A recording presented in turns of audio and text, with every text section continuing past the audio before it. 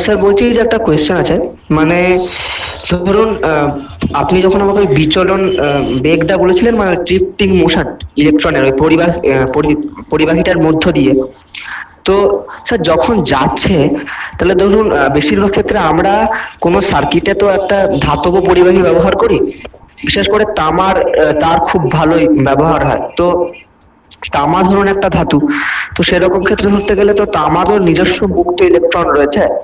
তো তামার নিজস্ব মুক্ত ইলেকট্রন গুলো তাহলে কোথায় থাকে, নাকি তামার তারটারই চারিপাশে ঘুরতে থাকে? মানে তাহলে মুক্ত ইলেকট্রন গুলো, তামার মুক্ত ইলেকট্রন গুলো কোথায় যায়? তামার মুক্ত ইলেকট্রনগুলো তড়িৎ পরিবহনে অংশগ্রহণ করে। এই হিসেবে যদি তামার ওগুলো যদি তড়িৎ পরিবহনে অংশগ্রহণ করে, তাহলে ক্যাথোড থেকে অ্যানোডের দিকে ক্যাথোডের ইলেকট্রন গুলো যায় না? মানে ধরুন, মানে ওই আপনি সরল ভোল্টীয় কোষে যেটা বলেছিলেন, যে ওই জিঙ্কের ক্ষেত্রে দুটো ইলেকট্রন বাড়তি হয়ে যাচ্ছে আর কপার প্লেটে দুটো ইলেকট্রনের ঘাটতি ঘটছে। তো সেই জন্য জিঙ্ক থেকে কপার প্লেটের দিকে ইলেকট্রন গুলো আসছে। তো সেরকম কোনো কেস ঘটে না, মানে ক্যাথোড থেকে অ্যানোডের দিকে, অর্থাৎ নেগেটিভ এন্ড থেকে পজিটিভ এন্ডের দিকে ইলেকট্রন গুলোই তো যায়। এবং আমি যত জানি যে মানে নেগেটিভ এন্ড যেটা, ওই এন্ডটাতে যে পদার্থটা বা যে অংশটা থাকে তারই নিজস্ব ইলেকট্রন গুলোই ধাতব পরিবাহীর মধ্য দিয়ে যায়। তাহলে কি কনসেপ্টটা ভুল? তোমার বাইরের যে তার দিয়ে তুমি জিঙ্ক প্লেট আর কপার প্লেট জুড়েছো, সেই তার দিয়ে জিঙ্ক প্লেট থেকে ইলেকট্রনগুলো কপার প্লেটের দিকে আসছে।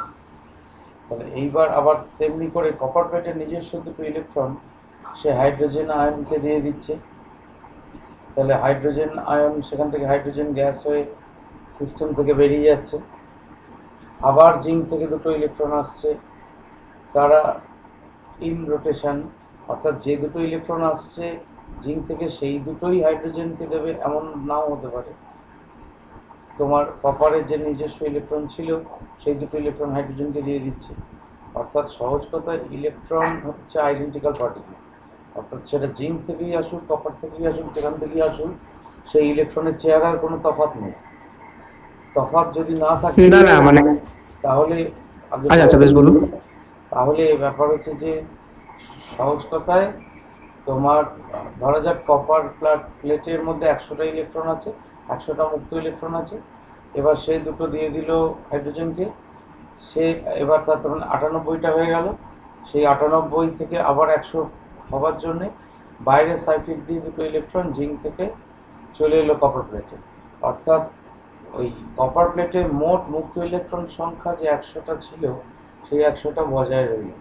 অর্থাৎ তার মানে তড়িৎ পরিবহনে অংশগ্রহণ করছে কিন্তু কপার প্লেটের ইলেকট্রন। এমন ভেবে নিও না যে কপার প্লেটের ইলেকট্রনের গায়ে আলাদা একটা লেবেল লাগানো আছে, এরা হচ্ছে কপার প্লেটের ইলেকট্রনগুলো। ইলেকট্রন ইলেকট্রন এবার কপার প্লেট দেখবে যে আমার কাছে যে যতগুলো ইলেকট্রন থাকার কথা ঠিক যেন ততগুলোই থাকে। অর্থাৎ আনাগোনাটা একই রেটে হচ্ছে, ফলে total number of electrons in copper plate remains constant. তার মানে কপার প্লেটে না মানে যতগুলো আমি ইলেকট্রন। বলছিলাম যে আপনি বললেন না যে ওই দুটো মানে কপার প্লেট আর জিঙ্ক প্লেটকে আমি যে তার দিয়ে জুড়েছি বা যে পরিবাহীটা দিয়ে জুড়েছি, ওই পরিবাহীরও তো নিজস্ব মুক্ত ইলেকট্রন রয়েছে। তাহলে হ্যাঁ, ওইগুলো কোথায় যাচ্ছে? ওরে বাবা, সেই পরিবাহীর যে মুক্ত ইলেকট্রনগুলো সেই মুক্ত ইলেকট্রনগুলো প্রথমে কপার প্লেটে প্রবেশ করছে, তবে তো সেই পরিবাহীতে জিঙ্কের ইলেকট্রনগুলো ঢুকতে পারছে। ধরা যাক তুমি স্কুলে লাইন দিয়েছো একটা সরস্বতী পুজো খিচুড়ি খাওয়ার জন্য।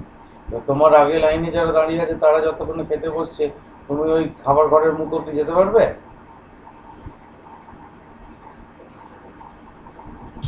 না। তাহলে এখানেও ঘটনাটা সেরকমই। অর্থাৎ তুমি বাইরে বহিস্থ বর্তনীতে যে ইলেকট্রনগুলো আছে সেই ইলেকট্রনগুলো যতক্ষণ না কপার প্লেটে তৈরি হচ্ছে, তাহলে জিঙ্ক প্লেট থেকে ইলেকট্রনগুলো ওই তারের মধ্যে, ওই বহিস্থ বর্তনী তারের মধ্যে যেতে পারছে না। ও, তার মানে যদি পর্যায়ক্রমিক ভাবে দেখি, তাহলে ওই ওই মানে সরল ভোল্টেজ উদাহরণটা যদি নিই, তাহলে দেখা যাবে যে প্রথমে আমি যে পরিবাহী দিয়ে জুড়েছি ওই দুটো তড়িৎদ্বারকে, সেই তড়িৎদ্বার থেকে তার দুটো মুক্ত ইলেকট্রন আগে যাবে কপার প্লেটে, দিয়ে কপার প্লেট থেকে হয় কপারের নিজস্ব ইলেকট্রন কিংবা যে দুটো পরিবাহী থেকে এসছে, এরকম কোনো নির্দিষ্ট আইডেন্টিটি নেই, কিন্তু দুটো ইলেকট্রন হাইড্রোজেনের কাছে যাবে, মানে হাইড্রোজেন আয়নের কাছে, দিয়ে হাইড্রোজেন আয়নটা থেকে হাইড্রোজেন গ্যাস রূপে দ্রবণ থেকে বেরিয়ে যাবে। আর যখন ওইদিকে ওই ঘটনাটা ঘটছে, অর্থাৎ পরিবাহীতে যখন দুটো ইলেকট্রনের ডেফিসিয়েন্সি ঘটেছে, তখন জিঙ্ক থেকে আরো দুটো ইলেকট্রন পরিবাহীতে চলে যাবে, এরকম ঘটনাটা ঘটবে তো? একদম। স্যার, হ্যাঁ বলো। স্যার বলছিলাম যে আমার অনেকগুলো কোশ্চেন আছে। হ্যাঁ বলো। স্যার প্রথমটা হচ্ছে যে যেটা আপনি বলেছিলেন আমি ভুলে গেছি, যে ওই মানে বিভবের সংজ্ঞা দিতে গিয়ে অসীমের কথা কেন কেন উল্লেখ করা হয়, এর কারণটা মানে আমি যতটুকু বুঝতে পেরেছি যে অসীম দূরত্বে মানে যেহেতু এফ বলটার মান শূন্য হয়ে যায়, তাই আমি মানে একদম নিরপেক্ষ কার্যের মানটা পাবো, এই জন্যই কি অসীম কথাটা ব্যবহার করা হয়? অ্যাকচুয়ালি অসীমের সাপেক্ষে মাপা মানে অ্যাবসলিউট ভ্যালুটা মাপা। অ্যাবসলিউট ভ্যালু মানে বাংলায় যেটাকে বলা হয় পরম মান আর কি বলতে পারো, বিভবের পরম মান। অর্থাৎ সহজ কথায় বলতে গেলে যে এমন একটা জায়গা থেকে আমি চার্জটাকে আনছি যেখানে কোনো তড়িৎ ক্ষেত্র নেই, যেখানে কোনো তড়িৎ বল প্রযুক্ত হচ্ছে না, সেখান থেকে আমি চার্জটাকে একটা তড়িৎ ক্ষেত্রের কোনো একটা বিন্দুতে নিয়ে আসতে যে পরিমাণ কৃতকার্য হচ্ছে, সেটা হচ্ছে তার মানে ওই পয়েন্টের অ্যাবসলিউট পটেনশিয়াল বা পরম বিভব। এবার ব্যাপার হচ্ছে আমরা বাস্তবে তো এই পরম বিভব মাপতেও পারবো না বা আমাদের প্রয়োজনও পড়বে না, এবং তাই জন্যে আমরা আমাদের প্রয়োজন কি পড়ে, আমাদের প্রয়োজন পড়ে বিভব পার্থক্য। মিউট করো। বিভব পার্থক্যের প্রয়োজন পড়ে। তাহলে আমাদের তাই জন্য তড়িৎ ক্ষেত্রের মধ্যেই অবস্থিত দুটি বিন্দুর মধ্যে আমরা বিভবের যে পার্থক্য সেইটা দেখতে পাই, সেইটা কত সেইটা মাপি। কিন্তু আমাদের ওই যে ডেফিনেশনটা, বিভবের যে সংজ্ঞাটা, সেই ডেফিনেশনটা it stands for absolute potential, মানে ওইটা হচ্ছে অ্যাবসলিউট বিভবের সংজ্ঞা। তুমি মানে ব্যাপারটাকে তড়িৎ ক্ষেত্র ছাড়াও অন্যভাবেও ভাবতে পারো। যেমন ধরো কোনো একটা গ্রহ বা কোনো একটা নক্ষত্র আছে, সেখানে তার যে গ্র্যাভিটেশনাল পুল, সেই গ্র্যাভিটেশনাল পুল তো তার চারপাশে ছড়িয়ে আছে, এবং নিউটনস ল অফ গ্র্যাভিটেশন অনুযায়ী আমরা ছোটোবেলায় পড়েছি F equal to G into m1 m2 by r square. তা সেই ক্ষেত্রে তোমার আর এর ভ্যালু একমাত্র ইনফিনিটি হলে তবেই একমাত্র গ্র্যাভিটেশনাল পুলটা শূন্য হয়। তো গ্র্যাভিটেশনাল পুলটা তোমার শূন্য হয় মানে, অর্থাৎ তার মানে আমি অসীম দূরত্ব থেকে যদি কোনো একটা একক ভরের বস্তু কণাকে নিয়ে আসি ওই গ্র্যাভিটেশনাল ফিল্ডের কোনো একটা বিন্দুতে, তখন সিস্টেম, কারণ গ্র্যাভিটেশনাল পুল বলছি মানে গ্র্যাভিটেশনাল রিপালশন তো কিছু হয় না, সবসময় অ্যাট্রাকশন হয়। তাহলে সেই ক্ষেত্রে তোমার ওই পার্টিকুলার মাস পয়েন্টটাকে আনবার জন্যে যে পরিমাণ সিস্টেম যে কাজটা করছে, সেটাই তার মানে কোনো একটা বিন্দুর গ্র্যাভিটেশনাল পোটেনশিয়াল বা অভিকর্ষীয় বিভব। তা সেটা হচ্ছে অ্যাবসলিউট পোটেনশিয়াল। কিন্তু আমরা যখন পোটেনশিয়াল এনার্জি মেপেছি, ক্লাস 9-এ পড়েছো, যখন স্থিতিশক্তি মাপা হয়েছে, স্থিতিশক্তি কতটা পরিবর্তন হয়েছে সেটাই তো আসলে বিভব। অর্থাৎ তুমি একটা ইটের টুকরোকে মাটিতে পড়েছিল, সেটাকে কিছুটা উচ্চতায় তুলেছ, তার জন্য যে স্থিতিশক্তিটা সঞ্চিত হয়েছে সেটা দেখেছো mgh এর সঙ্গে সমান হয়েছে। অর্থাৎ তার মানে ওই পার্টিকুলার ইটের টুকরোটা যতক্ষণ মাটিতে ছিল তার একটা অ্যাবসলিউট পোটেনশিয়াল ছিল, ধরা যাক সেটা v1। আবার তুমি যখন একটা এইচ উচ্চতায় তুলেছো, তার একটা নতুন অ্যাবসলিউট পোটেনশিয়াল আছে, সেটা হচ্ছে v2। তুমি ওই v2 মাইনাস v1টাই মাপছো mgh হিসেবে। অর্থাৎ আমাদের বাস্তব ক্ষেত্রে দরকার কেবলমাত্র বিভবের পার্থক্যটা, পরম বিভব সেটা ইলেকট্রিক পোটেনশিয়ালই হোক বা গ্র্যাভিটেশনাল পোটেনশিয়ালই হোক, আমরা সেটা নিয়ে চিন্তিত নই। স্যার, আপনি একটা কথা বলেছিলেন যে মানে আমি কখনোই কোনো একটা বস্তু বা পদার্থের মধ্যে কতটা পরিমাণে বিভব রয়েছে সেটা আমরা পরিমাপ করতে পারি না, কেবলমাত্র তার মানে অন্য কোনো একটা বস্তুর সাপেক্ষে তার বিভবের পার্থক্যটাই আমরা মেজার করতে পারি। তো যদি ধরুন এটা মেজার করা যায় যে মানে বাস্তবে যদি কোনো রকম ভাবে এটা সম্ভব হয় প্র্যাকটিক্যালি, যে অসীম দূরত্ব থেকে কোনো একটা কণাকে ওভাবে নিয়ে আসা হলো কোন একটা তড়িৎ ক্ষেত্রের মধ্যে। এটা যদি বাস্তবে কোনোদিন সম্ভব হয়, তাহলে কি তখন আমরা ওটার মোট বিভবটা জানতে পারবো? হ্যাঁ, কিন্তু বাস্তবে তো মাপতে পারছো না। হ্যাঁ, বাস্তবে না মাপতে পারবো না, তবে মানে থিওরিটিক্যালি সম্ভব হবে তো? হ্যাঁ, থিওরিটিক্যালি সম্ভব তো বটেই, কারণ আমরা যখন অ্যাবসলিউট পোটেনশিয়াল মাপবো, অ্যাবসলিউট পোটেনশিয়াল মাপার সময় অনেক ক্ষেত্রেই দেখবে পরবর্তীকালে যে অসীম দূরত্ব থেকে যখন আনা হচ্ছে একটা ইন্টিগ্রেশন আসছে। ইন্টিগ্রেশন তো এখনো সেকন্ড ক্যালকুলাসে আছে।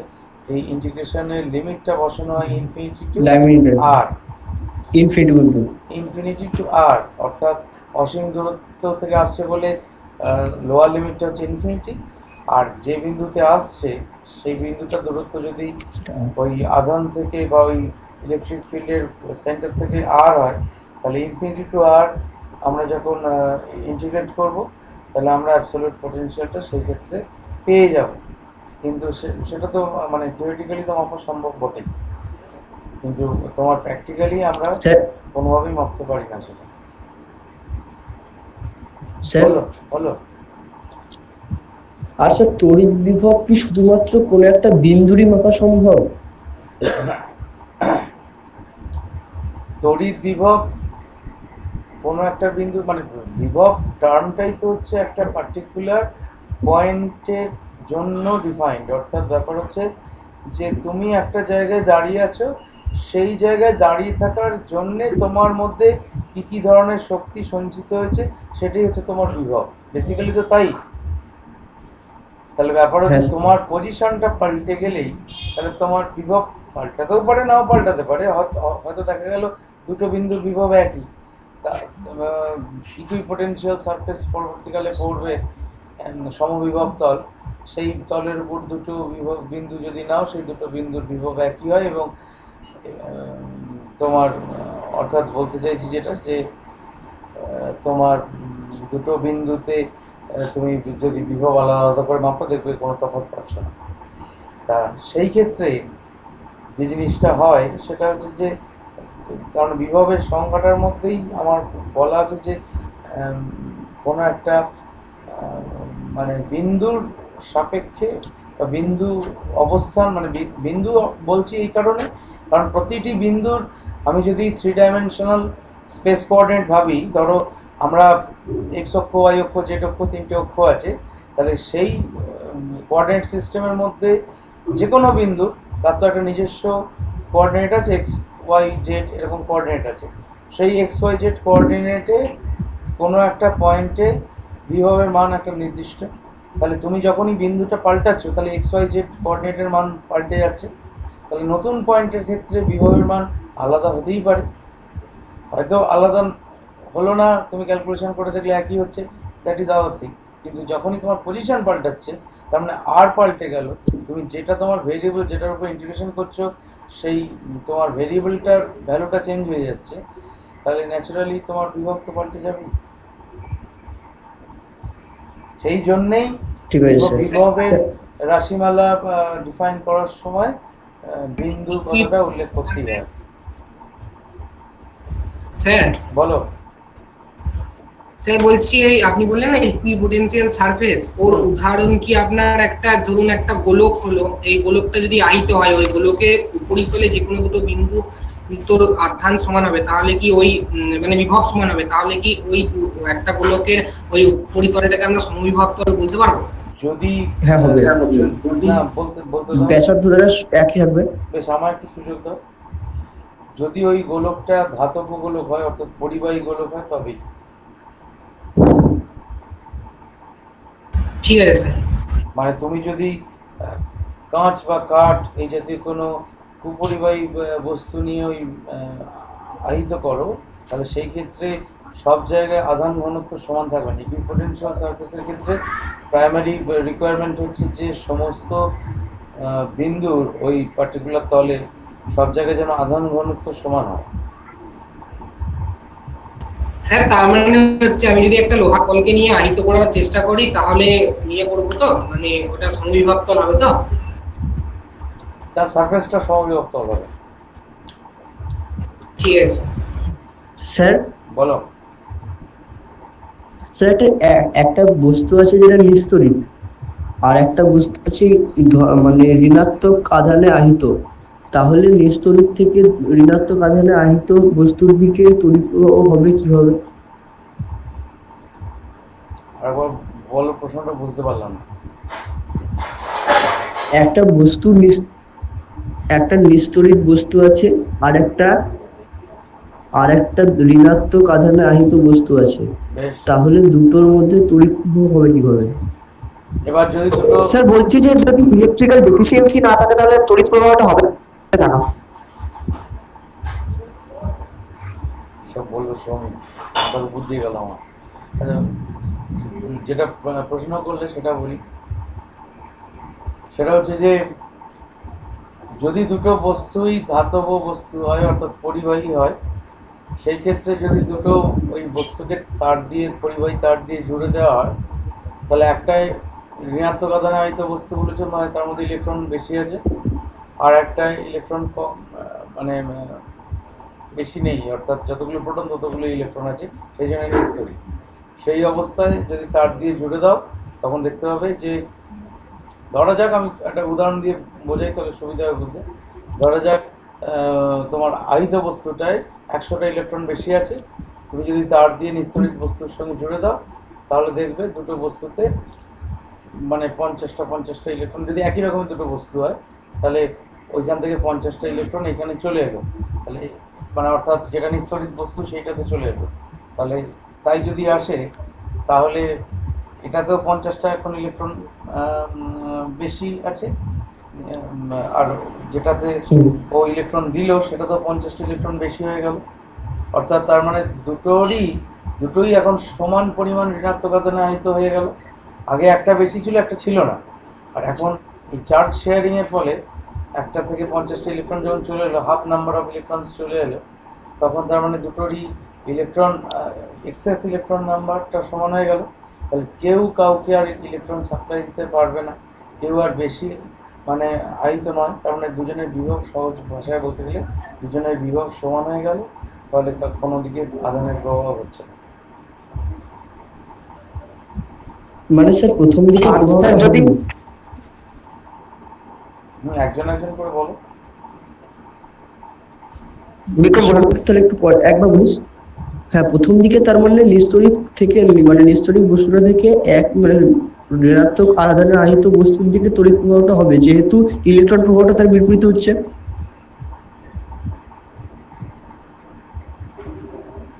নিস্তড়িৎ বস্তুটার দিকে ইলেকট্রন প্রবাহ হবে, হ্যাঁ। তারপর কি ব্যাপারটা বুঝলাম না। তারপর হ্যাঁ, মানে আমি বলতে চাচ্ছি যে নিস্তড়িৎ বস্তুটা থেকে তো ঋণাত্মক তড়িৎ আধানে আহিত বস্তুটার দিকে তাহলে মানে তড়িৎ প্রবাহটা ঘটবে। হ্যাঁ, সে তার বিপরীতে ঘটবে। নিস্তড়িৎ বস্তুর দিকে ইলেকট্রনের প্রভাব ঘটবে। তাহলে তার বিপরীত দিকে তড়িৎ। নিস্তড়িতের দিকে প্রবাহটা ঘটবে। তড়িৎ প্রবাহের অভিমুখ তো সবসময় ঋণাত্মক আধানের প্রবাহের অভিমুখের বিপরীত। তুমি সেটা তাহলে বুঝে নাও, যেদিক থেকে ইলেকট্রন আসছে তার উল্টো দিকে, তার মানে তোমার কারেন্ট ফ্লো হচ্ছে। আর স্যার বিক্রম যে কন্ডিশনটা দিল, সেই কন্ডিশন যদি আমি মানে তার যোগ না করি, অর্থাৎ ওই বিস্তরিত বস্তুটার সাথে যদি আমি ওই ঋণাত্মক আধানে আহিত বস্তুটা যদি কোনো রকম পরিবাহী তারটা যুক্ত না করি, তাহলে যেটা সব থেকে বেশি হতে পারে সেটা কেবলমাত্র স্থির তাড়িতিক আকর্ষণ বল না, মানে কেবলমাত্র ওই মানে কি বলবো, কেবল ঋণাত্মক বস্তুটার দিকে নিস্তড়িৎ বস্তুটা কেবলমাত্র আকর্ষিতই হবে, এর থেকে তো বেশি কিছু হবে না যদি তার দিয়ে না জুড়ি। সেটা আবেশের জন্য, তড়িৎ আবেশ বা ইলেকট্রোস্ট্যাটিক ইন্ডাকশনের জন্য। হ্যাঁ, ইলেকট্রিক্যাল অবস্থা। হ্যাঁ, সে তো বটেই। Electrostatic sir? ইন্ডাকশন তো পড়েছো, হ্যাঁ। বলছিলাম যে একটা ব্যাটারির ধনাত্মক প্রান্ত আর ঋণাত্মক প্রান্ত বলতে কি বোঝায়? ধনাত্মক প্রান্ত মানে যে প্রান্তে ইলেকট্রনের ঘাটতি আছে, আর ঋণাত্মক প্রান্ত মানে যে প্রান্তে ইলেকট্রনের এক্সেস বা আধিক্য আছে। আর স্যার মানে একটা ধরুন সরল ভোল্টীয় কোষের তড়িৎচালক বল হচ্ছে ধরা যাক 1.08 ভোল্ট, তার মানে এটার কি, এইটা মানে যে ওই তড়িৎচালক মানে যে কোষটা আছে সরল ভোল্টীয় কোষ, সেই তরল ভোল্টীয় কোষের ধনাত্মক প্রান্ত থেকে ঋণাত্মক প্রান্তে একটি আধানকে নিয়ে যেতে 1.08 মানে জুল কাজ করতে হয়। একদম। কিন্তু আমি এখনো আর তড়িৎচালক স্যার বল ওই নিয়ে বিশেষ কথা বলিনি এখনো। বেশ, যখন বলবো আবার আসবে ব্যাপারগুলো। হ্যাঁ বলো। হ্যাঁ স্যার, তারপরে শ্রমিক একবার বলেছিল যে মানে ইলেকট্রোলিসিসে কেন সমপ্রবাহ ব্যবহার করা হয়, ওটা স্যার আপনি বা শ্রমিক আরেকবার বলে দেবেন। প্রশ্নটা বুঝতে পারলাম না। মানে মানে স্যার ইলেকট্রোলিসিসে সমপ্রবাহ কেন ব্যবহার করা হয়, এসি কেন ব্যবহার করা হয় না, কেবল ডিসি কেন ব্যবহৃত হয়? তার কারণটা হচ্ছে যে ডিসির ক্ষেত্রে সবসময় ক্যাথোড আর অ্যানোড দুটো কন্টিনিউয়াসলি চেঞ্জ হতে থাকে। মানে এই মুহূর্তে যেটা ক্যাথোড, অপর মুহূর্তে সেটা অ্যানোড। তাহলে যদি ইলেকট্রোলিসিস যদি সেটাই করা হয়, তাহলে সেই ইলেকট্রোলিসিসের প্রক্রিয়া যখন তুই ইলেকট্রোপ্লেটিং এর ক্ষেত্রে ব্যবহার করবি, একবার সোনাটা তুই তোর সোনার পাতের লেয়ার বসাতে চাইছিস লোহার উপর, তারপরে দেখবি কিছুক্ষণ পরে লোহার উপর বসবে, আবার তারপর সোনার উপর, আবার লোহার উপর, মানে ঠিক থাকবে না যে কোন দিক থেকে কোন দিকে প্রবাহিত হবে। সেই জন্য সমপ্রবাহ ইউজ করা হয়, কারণ সমপ্রবাহের ক্ষেত্রে তড়িৎটা সবসময় স্থির। সে তড়িৎ প্রবাহ তো চালুই তো হবে না, পড়ার প্রলেপ পড়ার তো কোনো কথাই নেই, তো চালুই তো হবে না। ব্যাপার হচ্ছে বিক্রমের প্রশ্নটা কি কেবলমাত্র মানে তড়িৎ বিশ্লেষণের ক্ষেত্রে কেন সমপ্রবাহ ব্যবহার করা হয়, এটা ছিল? ইলেকট্রোলিসিসের ক্ষেত্রে কেন হ্যাঁ সমপ্রবাহ হ্যাঁ ব্যবহার স্যার। করা হয়? আচ্ছা আচ্ছা, ঠিকই বলেছে। অর্থাৎ তোমার এসি হলে তার অভিমুখটা মানে প্রতিটি মুহূর্তে উল্টে যাচ্ছে, পাল্টে যাচ্ছে, ফলে যেটা এখন অ্যানোড পরবর্তী সেটা ক্যাথোড, আবার যেটা এই মুহূর্তে ক্যাথোড পরবর্তী সেটা অ্যানোড। ফলে ওই আয়নগুলো কোন দিকে যাবে স্থির করতে পারে না, অ্যাকচুয়ালি ওই মাধ্যমের মধ্যেই তারা ভাইব্রেট করতে থাকে। মানে একবার এদিকে বল অনুভব করে, আবার পরবর্তী বিপরীত দিকে বল অনুভব করে, তাহলে কোনো দিকেই যায় না বেসিক্যালি। হ্যাঁ, এই ঘটনাটা ঘটে। স্যার হ্যাঁ, আর স্যার মানে আমাদের এক জায়গায় লেখা আছে যে কোষের তড়িৎচালক বলের মান বিভব প্রকৃতির তুলনায় বেশি হয়, আমি ওটা আলোচনা এটা করবো। এটা কেন হয়? ওটা আজকে আরে তড়িৎচালক বল স্যার পড়াবে, এইগুলো আমার ঠিক কোয়েশ্চেন ছিল, স্যার বলেছে আজকে বলে দেন। স্যার, আপনি বলেছিলেন স্যার আর নিউক্লিয় কোষ আর লেকল্যান্স কোষ, আর তো স্যার নির্জল কোষটা কি? নির্জল কোষটা হচ্ছে লেকল্যান্স কোষেরই মডিফাইড ভার্সন, যেখানে ওই দ্রবণটা না নিয়ে একটা লেই বা পেস্ট নেওয়া হয়। অর্থাৎ লেকল্যান্স কোষে যা যা ব্যবহার হয় নির্জল কোষেও তাই ব্যবহার হয়, শুধুমাত্র ওখানে থেকে অ্যামোনিয়াম ক্লোরাইডের দ্রবণ ছিল। ওইখানে অ্যামোনিয়াম ক্লোরাইডের দ্রবণ নিয়ে ধরো নাড়াচাড়া করতে গেলে তো দ্রবণ পড়ে যেতে পারে, এই সমস্ত কারণে ওখানে ওই তোমার অ্যামোনিয়াম ক্লোরাইডের সঙ্গে কাঠের গুঁড়ো আর জল দিয়ে একটা লেই বা পেস্ট তৈরি করে যে কোষ তৈরি করে সেটাই হচ্ছে নির্জল কোষ। নামে নির্জল কোষ, কিন্তু তাইতে সামান্য পরিমাণ জল দিতেই হয়, নাহলে ওই পেস্ট মানে ওই থকথকে ব্যাপারটা তৈরি হবে না। আর যদি জল একদম না দেওয়া হয় তাহলে বিক্রিয়ার মাধ্যমই থাকবে না এবং সেখানে বিক্রিয়াটা ঘটবেই না। মানে সামান্য পরিমাণ জল ওই জন্য আর স্যার দিতেই হয়। এইগুলো কোথায় ব্যবহার করা হয় এখন, তাহলে কোন কোষগুলো ব্যবহার করা হয়? এখন নির্জল কোষ, নির্জল না লেকল্যান্স কোষটাই তো নির্জল কোষ রে বাবা, শুধু জাস্ট চেহারাটা আলাদা। অর্থাৎ ঠিক আছে। ব্যাপার হচ্ছে, ধরো তুমি ধুতি পরে স্বচ্ছন্দ নও, তুমি ধুতি পরে দৌড়াদৌড়ি করতে গেলে তোমার ধুতি খুলে যাওয়ার সম্ভাবনা, তুমি তাই জন্য বন্ধুদের সঙ্গে যখন খেলতে যাচ্ছ প্যান্ট শার্ট পরে যাচ্ছ।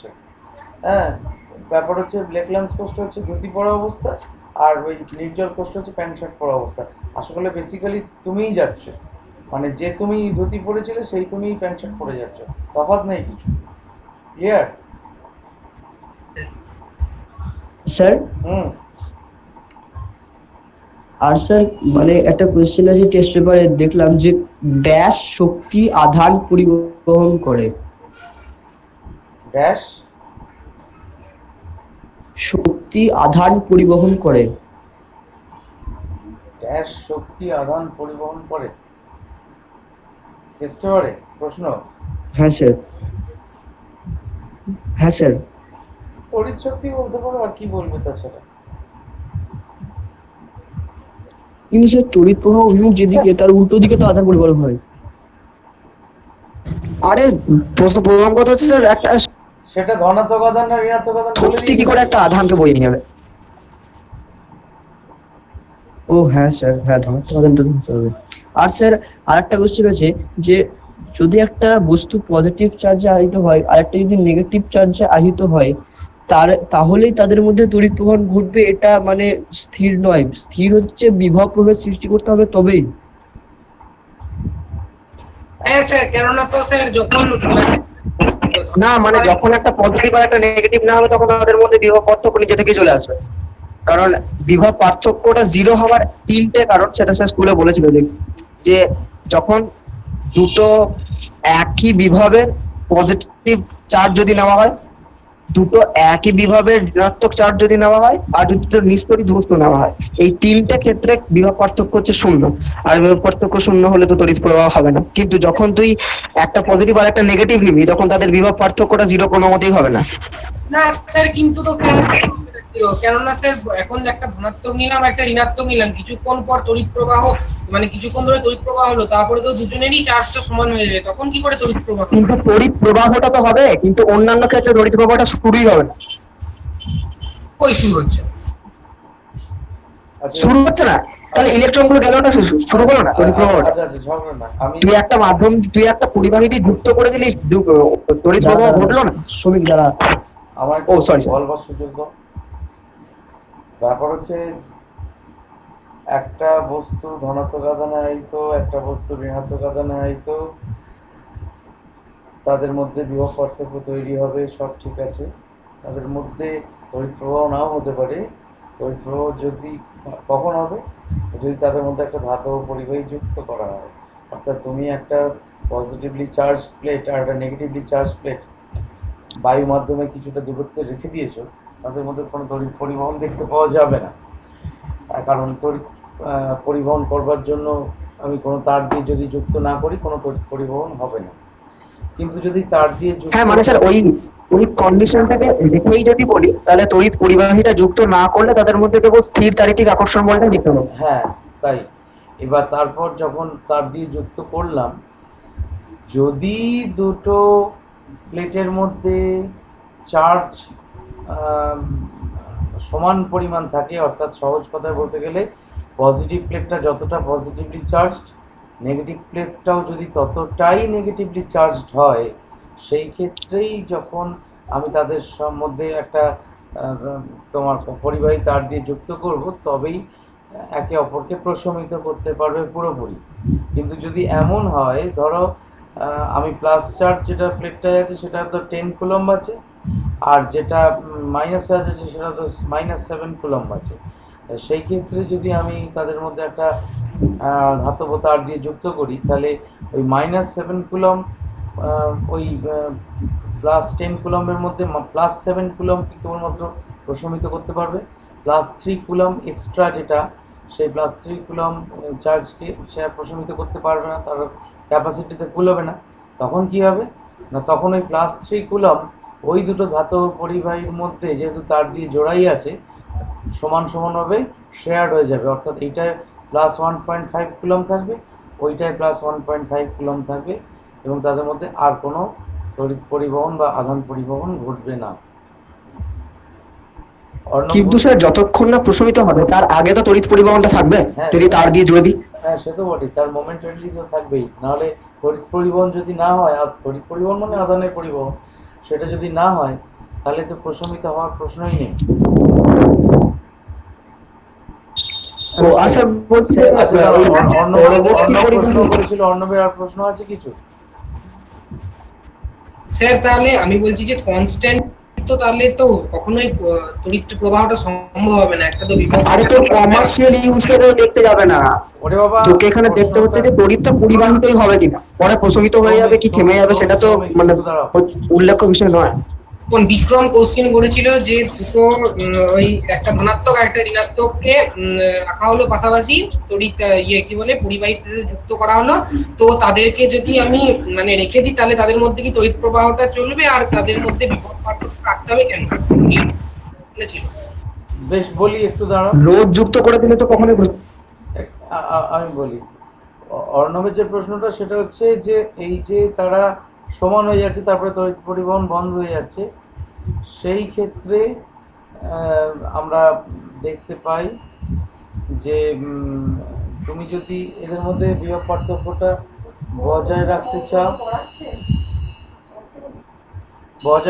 চাও, তাহলে ওই আধানের পার্থক্যটা, আধানের যে তারতম্যটা, সেটা বাই সাম আদার মিনস বজায় রাখতে হবে।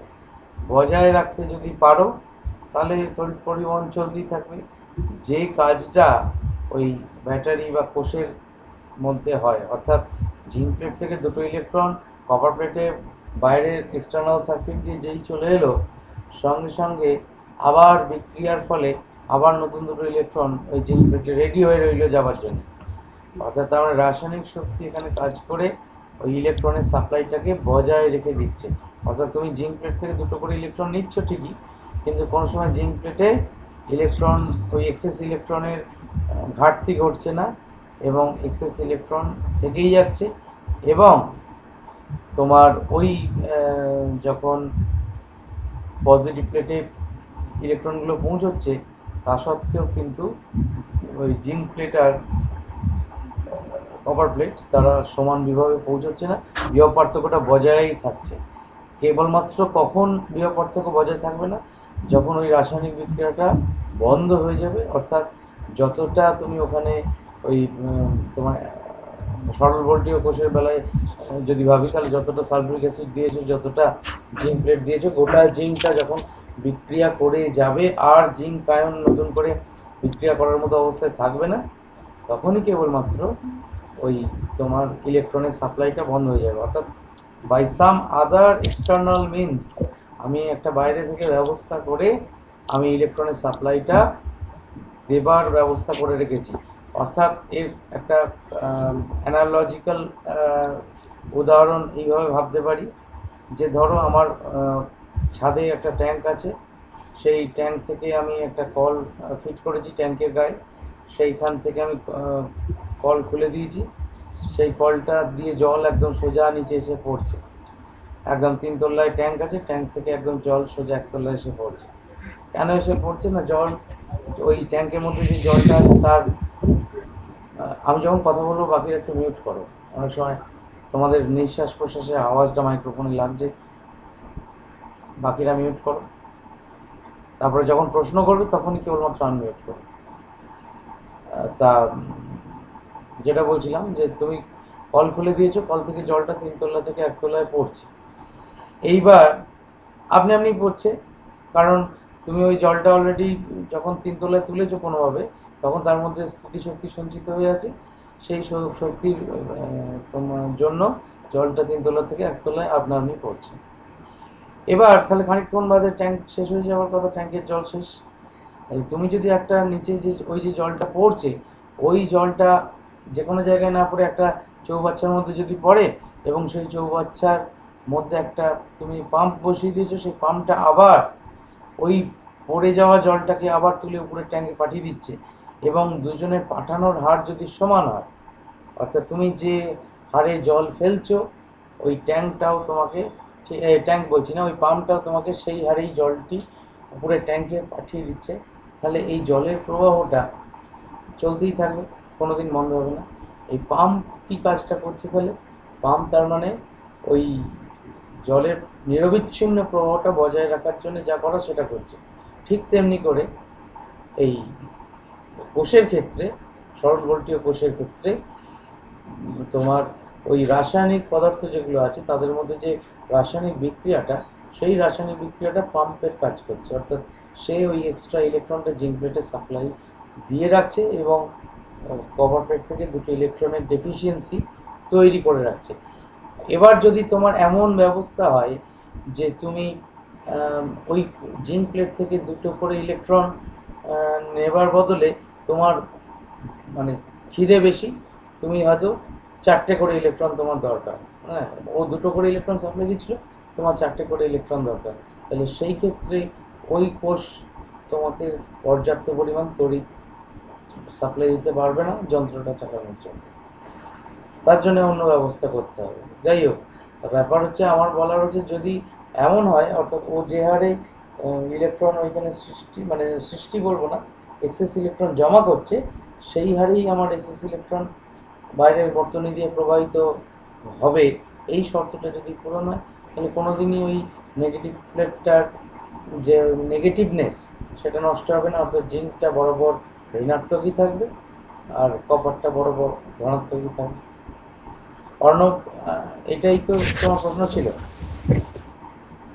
হ্যাঁ স্যার, আর ঠিক আছে। স্যার হ্যাঁ বলো। কি করা হয় মানে যার ফলে কন্টিনিউলি ক্যাথোড আর অ্যানোডটা পরিবর্তিত হতে থাকে, মানে আপনি একবার বলেছিলেন ভুলে গেছি। কি বুঝতে পারলাম না, আরেকবার বলো। মানে আপনি তো বলেছিলেন যে পরবর্তী প্রবাহের ক্ষেত্রে ধরুন যেটা এই মুহূর্তে অ্যানোড সেটা পর মুহূর্তে ক্যাথোড, তো এই মানে এটা হয় কেন? ও, তার মানে এসি কি করে তৈরি হয় এটা প্রশ্ন? এটাই। হ্যাঁ হ্যাঁ হ্যাঁ, এটা রাসায়নিক, মানে এটা কোষের মাধ্যমে এসি তৈরি করা যায় না, এসি তৈরি করা হয় অন্যভাবে। সেই অন্যভাবে যখন পড়বো তখন দেখো কেন এসি হচ্ছে, বেশি হচ্ছে না।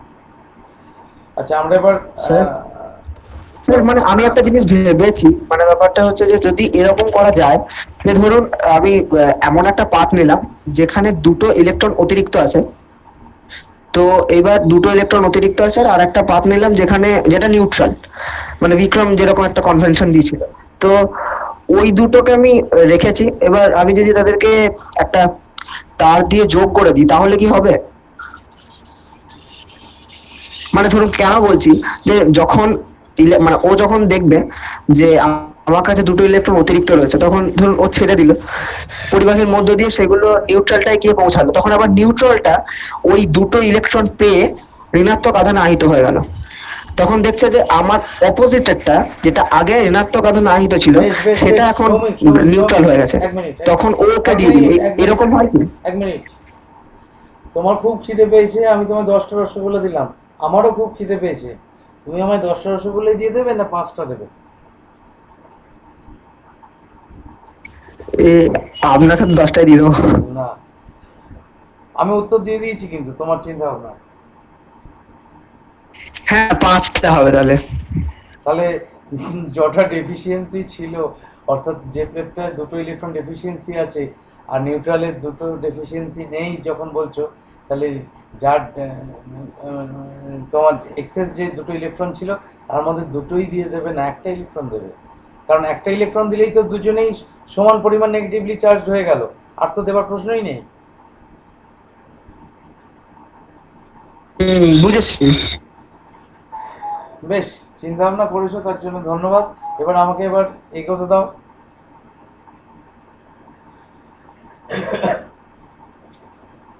আচ্ছা, ওমস ল। স্যার স্যার হুম, স্যার একটা কোয়েশ্চেন ছিল, মানে ফোনটা হ্যাং করছিল বলে করতে দেরি হলো। বলছিলাম যে এই যে একটা দীর্ঘ এবং মানে সোজা পরিবাহীর মধ্যবিন্দু ভূমি সংলগ্ন পরিবাহীর দুই প্রান্তে বিভব পার্থক্য যদি 200 ভোল্ট হয়, তাহলে দুই প্রান্তের বিভব পার্থক্য এবং মানে বিভব এবং মধ্যবিন্দুর বিভব কত? আরেকবার বলো সে প্রশ্নটা। বলছি কোশ্চেন বলতে বলতে বুঝতে পারছি। স্যার বলবো? হ্যাঁ, বলছি তাহলে, আরেকবার বলো, একটি দীর্ঘ হুম। সোজা পরিবাহীর মধ্যবিন্দু ভূমি সংলগ্ন পরিবাহীর দুই প্রান্তের বিভব পার্থক্য 200 ভোল্ট হলে দুই প্রান্তের বিভব এবং মধ্যবিন্দুর বিভব কত? মধ্যবিন্দুটা ভূমি সংলগ্ন? হ্যাঁ স্যার। মধ্যবিন্দুটা ভূমি সংলগ্ন আর দুই প্রান্তে 200 ভোল্ট দিয়েছি। হ্যাঁ স্যার, পার্থক্য 200 ভোল্ট। তুমি প্রশ্নটা আমাদের গ্রুপে পাঠাও, আমি বুঝতে পারছি না, মানে আমার কাছে ঠিক ছবিটা ক্লিয়ার হচ্ছে না, আমি তোমায় বলবো কি করে। তুমি ওইটা পাঠিয়ে রাখো। স্যার আমি পাঠাবো এখানে। এখানে এখানে কি করে পাঠাবে? স্যার চ্যাট বক্সে অপশন থাকে। চ্যাট বক্সে তোমার তো টাইপ করতে হবে, দরকার নেই, তুমি পাঠিও। না স্যার, ছবি পাঠানোর অপশন থাকে। ছবি পাঠাবো? না স্যার, ছবি পাঠানো যায়। যায়? আচ্ছা দেখি, হ্যাঁ স্যার। পাঠাও। হ্যাঁ স্যার। বেশ স্যার, আমি দিচ্ছি। স্যার আপনি শুরু করুন তাহলে। আর স্যার আর একটা কোশ্চেন ছিল যে মানে যে আমি যখন বলছি যে ভূমি সংলগ্ন মধ্যবিন্দু, তাহলে কিভাবে মানে জিনিসটা ভূমি সংলগ্ন বললে আমি কি জিনিসটা আরো স্পেসিফাইড করে দিচ্ছি? তোমার কি এটা এই প্রশ্নেরই অংশ এটা? না স্যার, এই মানে এই প্রশ্নের উত্তর মানে যে কোয়েশ্চেনের পার্টটা আছে, মানে কোয়েশ্চেনের একটা অংশ আছে যেখানে বলা আছে যে ভূমি সংলগ্ন হবে মধ্যবিন্দুটা, কিন্তু ভূমি সংলগ্নটা বলার মধ্যে দিয়ে আমি কি এমন বৈশিষ্ট্যটা পেয়ে যাচ্ছি যেটা আমি করতে সুবিধা হবে এই কাজটা? ভূমি সংলগ্ন কথাটার মানে হচ্ছে সেই বিন্দুটার বিভব 0 ভোল্ট ধরে নিতে পারো, অর্থাৎ তার মানে পৃথিবী বিভবকে শূন্য ধরা হয়। এবার পৃথিবীর সাপেক্ষে যখন কোনো বিন্দু যদি উচ্চ বিভবে থাকে সেটাকে আমরা হায়ার পোটেনশিয়াল বলি, আর যদি নিম্ন বিভবে থাকে তাহলে সেটা লোয়ার পোটেনশিয়াল বলি। অর্থাৎ পৃথিবী সবসময় পৃথিবীর একটা অদ্ভুত ক্ষমতা হচ্ছে পৃথিবী মানে আমাদের যেটা আর্থ, মানে আর্থ কানেকশন কথাটা ব্যবহার করা বাড়ির ইলেকট্রিফিকেশনের ক্ষেত্রেও পৃথিবীর একটা সুবিধা হচ্ছে যে এটা মোটামুটি it can absorb or supply এই tremendous large amount of charge, যখন যেরকম দরকার সেরকম চার্জ সে সাপ্লাই করতে পারে। সেই জন্যেই ওই যে দেখবে বিভিন্ন বড় বড় বাড়িতে বজ্রবহ বা লাইটনিং অ্যারেস্টার ব্যবহার করা হয় উঁচু উঁচু বিল্ডিংয়ে। সেই লাইটনিং অ্যারেস্টারে কী হয় না, লাইটনিং অ্যারেস্টারে যখন বজ্রপাত হয় তখন সেই ফান দিয়ে অতিরিক্ত ইলেকট্রন সোজা একটা মোটা প্লেট দিয়ে সেই প্লেটটা মাটির মধ্যে গাঁথা থাকে অনেক গভীরতা পর্যন্ত, মাটিতে চলে যায় মানে মাটি, সোজা কথায় মাটিতে গিয়ে ওই ইলেকট্রনটা মাটির মধ্যে বেসিক্যালি কি মাটির মধ্যে কি এমন আছে না, মাটির মধ্যে যে বিভিন্ন ধরনের পদার্থ আছে তার মধ্যে এই ধরনের চার্জ অ্যাবজর্ব করবার মানে সুযোগ আছে আর কি, মাটি সেই চার্জটাকে অ্যাবজর্ব করে নিতে পারে। তার ব্যাপার হচ্ছে গ্রাউন্ড করা মানে হচ্ছে তোমার সেই বিন্দুর বিভব হচ্ছে 0 ভোল্ট, এবং 0 ভোল্ট বলেই ইট can absorb any amount of charge. তেমনি করে যদি কোনো একটা বিরাট হাই পজিটিভ পোটেনশিয়ালের সঙ্গে তুমি গ্রাউন্ড জুড়ে দাও, তাহলে কি হবে না, মাটি থেকে তখন ইলেকট্রন ওই তার বেয়ে গিয়ে ওই পজিটিভ এন্ডটাকে নিউট্রালাইজ করবে।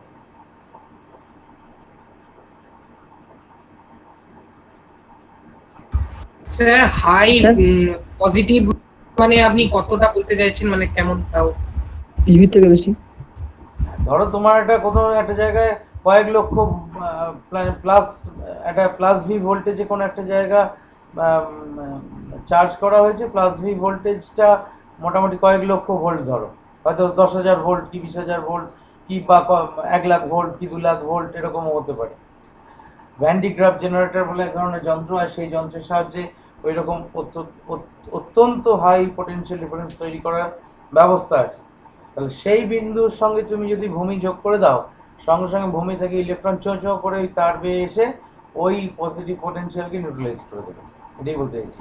তার মানে যত হাই ভোল্টেজ হবে, হাই ভোল্টেজ হয় কেন, হাই ভোল্টেজ হওয়ার কারণ তো হচ্ছে যে সেখানে ইলেকট্রন বেশি পরিমাণে ইলেকট্রনের ঘাটতির পরিমাণটা তো খুব বেশি। অর্থাৎ সহজ কথায় তুমি পজিটিভ পোটেনশিয়াল বাড়াচ্ছ কোনো একটা বিন্দু, অর্থাৎ মানেটা কি বোঝায়, যে মানেটা বোঝায় যে তুমি তার মানে সেখান থেকে আরও বেশি সংখ্যক ইলেকট্রন কেড়ে নিয়েছো, কেড়ে নিয়ে সেটা হায়ার পোটেনশিয়ালে পৌঁছেছে। এইবার যখন তুমি সেটা ভূমির সঙ্গে যুক্ত করছো, এবার ভূমিতে তো বললাম তুমি ইলেকট্রন ও গ্রহণও করতে পারে বর্জনও করতে পারে। স্যার বলছি যে ফলে তোমার আপনি বললেন না যে ওই মাটিতে পড়ছে, মানে ইলেকট্রন গুলো ওখানে গিয়ে জমা হচ্ছে এবং মাটি সেগুলো মানে পৃথিবী সেগুলো অ্যাবজর্ব করে নিচ্ছে, এবং যখন আমি কোনো হাই পোটেনশিয়ালের আমি কোনো ধনাত্মক আধানকেও সামনে রাখবো বা বস্তুকে সামনে রাখবো, তখন সেটা চো করে সেখান থেকে ইলেকট্রন প্রবাহটা ধনাত্মক বস্তুর দিকে হবে পৃথিবীর মানে ভূপৃষ্ঠ থেকে। তো স্যার এইভাবেই কি মানে আমরা ন্যাশনাল জিওগ্রাফিকে টেসলা ফাইলস বলে একটা হতো, ওইখানে মানে এটা দেখানো হয়েছিল যে ওই বাল্বটাকে বা কিছু একটা মানে অনেক বড় একটা বাল্বকে বসিয়ে দেওয়া হলো মাটির ওপর বা কিছু একটা করে, তখন টেসলা এটা নাকি করেছিলেন যে যেখানে যে মাটিতে বজ্রপাত হয়েছে, ওই বজ্রপাতটা হয়ে যাবার পর মানে অ্যাকশনটা কেটে যাবার পর কিছুক্ষণ পরে যদি ওখানে গিয়ে ওরকম একটা বাল্ব মানে রেখে দেওয়া হয় সকেট শুদ্ধ, তাহলে সেই বাল্বটা জ্বলছিল। এটা কি ওই একই মানে কারণে। ফেনোমেনাকে কাজে লাগিয়ে? হুম হুম হুম। অর্থাৎ যেখানে ধরো মাটি থেকে ইলেকট্রন হয় খুব চলে গেছে বা হঠাৎ করে ইলেকট্রন বেড়ে গেছে, সেইখানে যদি আমি একটা মাটিতে তার পুঁতি আর আরেকটা তার একটু দূরে পুঁতি যেখানে পড়েনি আর কি, যেখানে বজ্রপাত হয়নি, সেই দুটো জায়গার মধ্যে দুটো তার নিয়ে একটা আমরা বাল্ব জ্বালাতে পারবো। ঠিক আছে? হ্যাঁ স্যার, কিন্তু স্যার আর একটা জায়গা যেখানে মানে পড়েনি সেই জায়গাটাতে কেন কুঁদবো? কারণ আমাকে তো বিভব পার্থক্য তৈরি করতে হবে। তাহলে স্যার ওই জায়গাটা তো স্যার নিউট্রাল তো। হ্যাঁ, তার মানে এই জায়গাটায় নেগেটিভ চার্জ প্রচুর আছে, আরেক জায়গায় নিউট্রাল আছে। তাহলে এই পার্থক্যটা না থাকলে তড়িৎ পরিবহন হবে কি করে, আধানের পরিবহন হবে কি করে? হ্যাঁ না সেটা আমি ওটা আপনাকে যে এসি উদাহরণটা কারেন্ট দিলাম। হবে না ডিসি কারেন্ট হবে? হ্যাঁ, কি বলছো সফিউ? তাহলে স্যার ওটা এসি কারেন্ট হবে না কারেন্ট হবে, মানে ওই বাজ পড়ার পর যেটা বললো? ডিসি হবে, এসির প্রশ্নই নেই এখানে। তোমার ধরো একটা জায়গায় হ্যাঁ, সেটাই। ইলেকট্রনের নাম্বার অনেক বেড়ে গেছে, আর একটা জায়গার ইলেকট্রনের তুমি সেইখানে বাল্বের একটা এন্ডকে গুঁজেছো। এবার বাল্বের যদি আরেকটা এন্ড ফাঁকা থাকে, সে তো কোনো, তুমি একটা তার ধরো প্লাগে একটা তার গুঁজেছো, সেইখান থেকে তারের আরেকটা প্রান্ত কোথাও গোঁজোনি, তাহলে তোমার তড়িৎ প্রবাহ হবে নাকি? যতক্ষণ না বর্তনী কমপ্লিট হচ্ছে তড়িৎ প্রবাহ তো হবে না। অর্থাৎ ওই ইলেকট্রনগুলো তো মানে তখনই ফ্লো করবে যখন দেখবে যে হ্যাঁ অন্য কোনো বিন্দু অপর প্রান্ততে কোথাও একটা হায়ার পটেনশিয়াল আছে, মানে অর্থাৎ নেগেটিভ মানে ইলেকট্রন মাটিতে বেশি পরিমাণ জমে গেছে, সেখানে লোয়ার পটেনশিয়াল। আর অন্য কোনো একটা জায়গা যেটাকে আমরা আপাততভাবে নিউট্রাল বলছি, তাহলে নিউট্রাল জায়গাটা এই নেগেটিভ পটেনশিয়ালের সাপেক্ষে হায়ার পটেনশিয়ালে আছে। তার মানে আমি অন্য জায়গাটা ধরো এই জায়গাটায় হয়তো ওই বজ্রপাত হওয়ার পর এখানে হয়তো তোমার -1000 ভোল্ট হয়ে গেছে পটেনশিয়াল, আর অন্য কোনো একটা জায়গা যেখানে বজ্রপাত হয়নি সেইখানে পটেনশিয়াল 0 ভোল্ট আছে। তাহলে -1000 ভোল্টের সঙ্গে যদি 0 ভোল্ট তুমি তার দিয়ে যোগ করো, তবেই তোমার এই -1000 ভোল্ট থেকে 0 ভোল্টের দিকে এই ইলেকট্রনের ফ্লো তৈরি হবে। এবং সেইখানে যদি তুমি কোনো তড়িৎ যন্ত্র রাখো, সেখানে আলো জ্বলবে, তড়িৎ যন্ত্র চলবে। আচ্ছা বেশ, আমি বিক্রমের স্যার কোশ্চেনটা দেখি। একটি দীর্ঘ ঋজু পরিবাহীর মধ্যবিন্দু ভূসংলগ্ন পরিবাহীর দুই প্রান্তের বিভব পার্থক্য 200 ভোল্ট হলে দুই প্রান্তের বিভব এবং মধ্যবিন্দুর বিভব কত?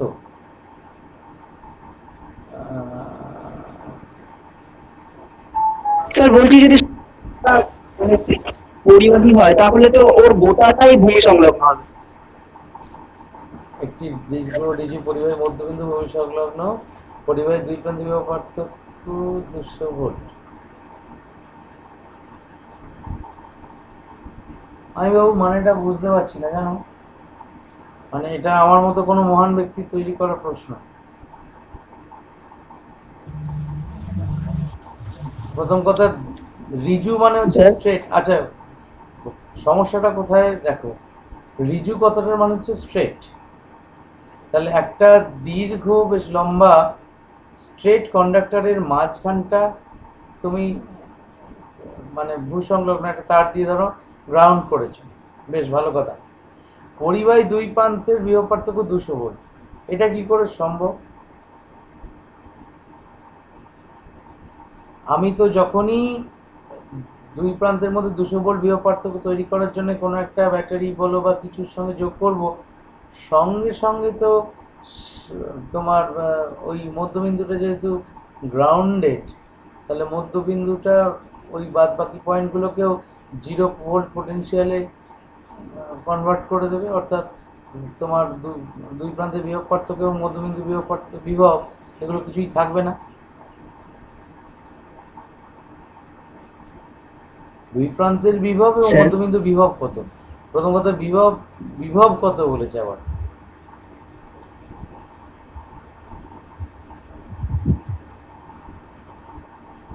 মানে জানি না এটা মানে কি কেন এইভাবে প্রশ্ন দিয়েছেন যিনি দিয়েছেন। স্যার হ্যাঁ এখানে যে বলেছে না যে দুই প্রান্তের বিভব, তো স্যার টোটাল বিভব তো কোনোদিন মাপাই যায় না। হ্যাঁ, সেটাই তো প্রশ্ন। টোটাল বিভব থিওরিটিক্যালি মাপতে গেলে যে যে ফ্যাক্টরগুলো দরকার সেগুলো তো কিছুই দেয়নি আমার। আর আমি ছবিটা যদি আঁকি, ছবিটা ধরো এরকম যদি ভাবো, অর্থাৎ এটাকে ফুল স্ক্রিন করে দিই। হ্যাঁ। অর্থাৎ এইরকম একটা স্ট্রেট কন্ডাক্টর, এই স্ট্রেট কন্ডাক্টরের মাঝখানটা গ্রাউন্ডেড, এই দুটোর মধ্যে 200 ভোল্ট একটা বিভব পার্থক্য আছে, এদিকটা তো আমরা প্লাস, এদিকটা মাইনাস। এবার এইখান থেকে তো মাইনাস চার্জ, প্রথম কথা এই মাইনাসটা এই প্লাসের দিকে চলে যাবে 1 নম্বর, বা এখান থেকেও নেগেটিভ চার্জ গিয়ে এটাকে মানে কি বলবো প্লাসটাকে প্লাস রাখবে না, আর এই নেগেটিভ চার্জ এই প্লাসের দিকেও যেমন যাবে, এই গ্রাউন্ডের দিকে যাবে, এর মধ্যে বিভব পার্থক্যটা বজায় থাকবে কিভাবে? এটাই তো আমার মাথায় ঢুকছে না। স্যার তার মানে তো যেখানটা ওই মধ্যবিন্দুটা, সেখান থেকে তো ইলেকট্রন গুলো প্রথমে পজিটিভ এন্ডে চলে যাবে, দিয়ে ওইটাকে নিউট্রালাইজ করে দেবে, তারপরে ওই মানে যে তড়িৎ খণ্ড মানে ওই যে বস্তুটা নেওয়া হয়েছে বা যে সার্কিটটা নেওয়া হয়েছে, ওর নেগেটিভ প্রান্ত থেকে কিছু পরিমাণে ইলেকট্রন গিয়ে দুটো এন্ডই তো তাহলে নেগেটিভ হয়ে যাবে এক লাস্ট।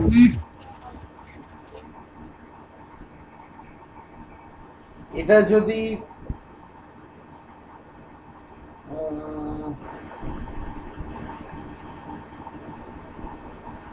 একটা ভাবনা স্যার? চিন্তা করতে পারা যায় এইটা ক্ষেত্রে, কিন্তু সেটাও খুব কষ্ট কল্পনা আর কি।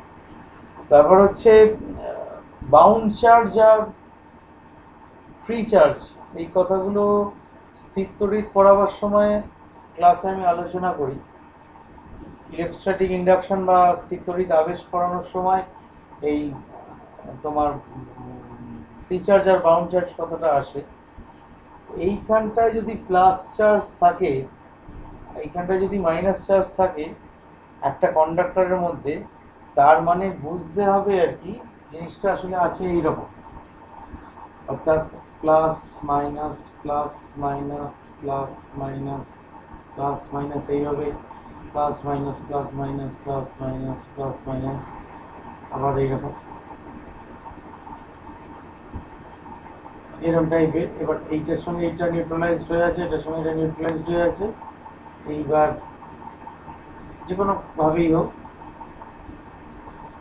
এই প্লাস চার্জগুলো একটু দূরে, মানে এইটার সঙ্গে নিউট্রালাইজড হচ্ছে কেন না, এটা একটু দূরে অবস্থান করছে, এগুলো একটু মানে অর্থাৎ চার্জ সেপারেশন ঘটেছে। এই অবস্থায় যদি মধ্যবিন্দুতে তুমি গ্রাউন্ড করো, সেক্ষেত্রে একটা হতে পারে এই চার্জগুলোকে ফ্রি চার্জ বলে ভাবতে পারি, আর বাইরেটা যেহেতু এই দুই প্রান্তের মধ্যে পোটেনশিয়াল ডিফারেন্স অলরেডি অ্যাপ্লাই করা আছে, এই চার্জগুলোকে বাউন্ড চার্জ হিসেবে ভাবতে পারি। মানে এটাও বাউন্ড চার্জ যেটা নড়াচড়া করতে পারে না, এইটাও বাউন্ড চার্জ। ফলে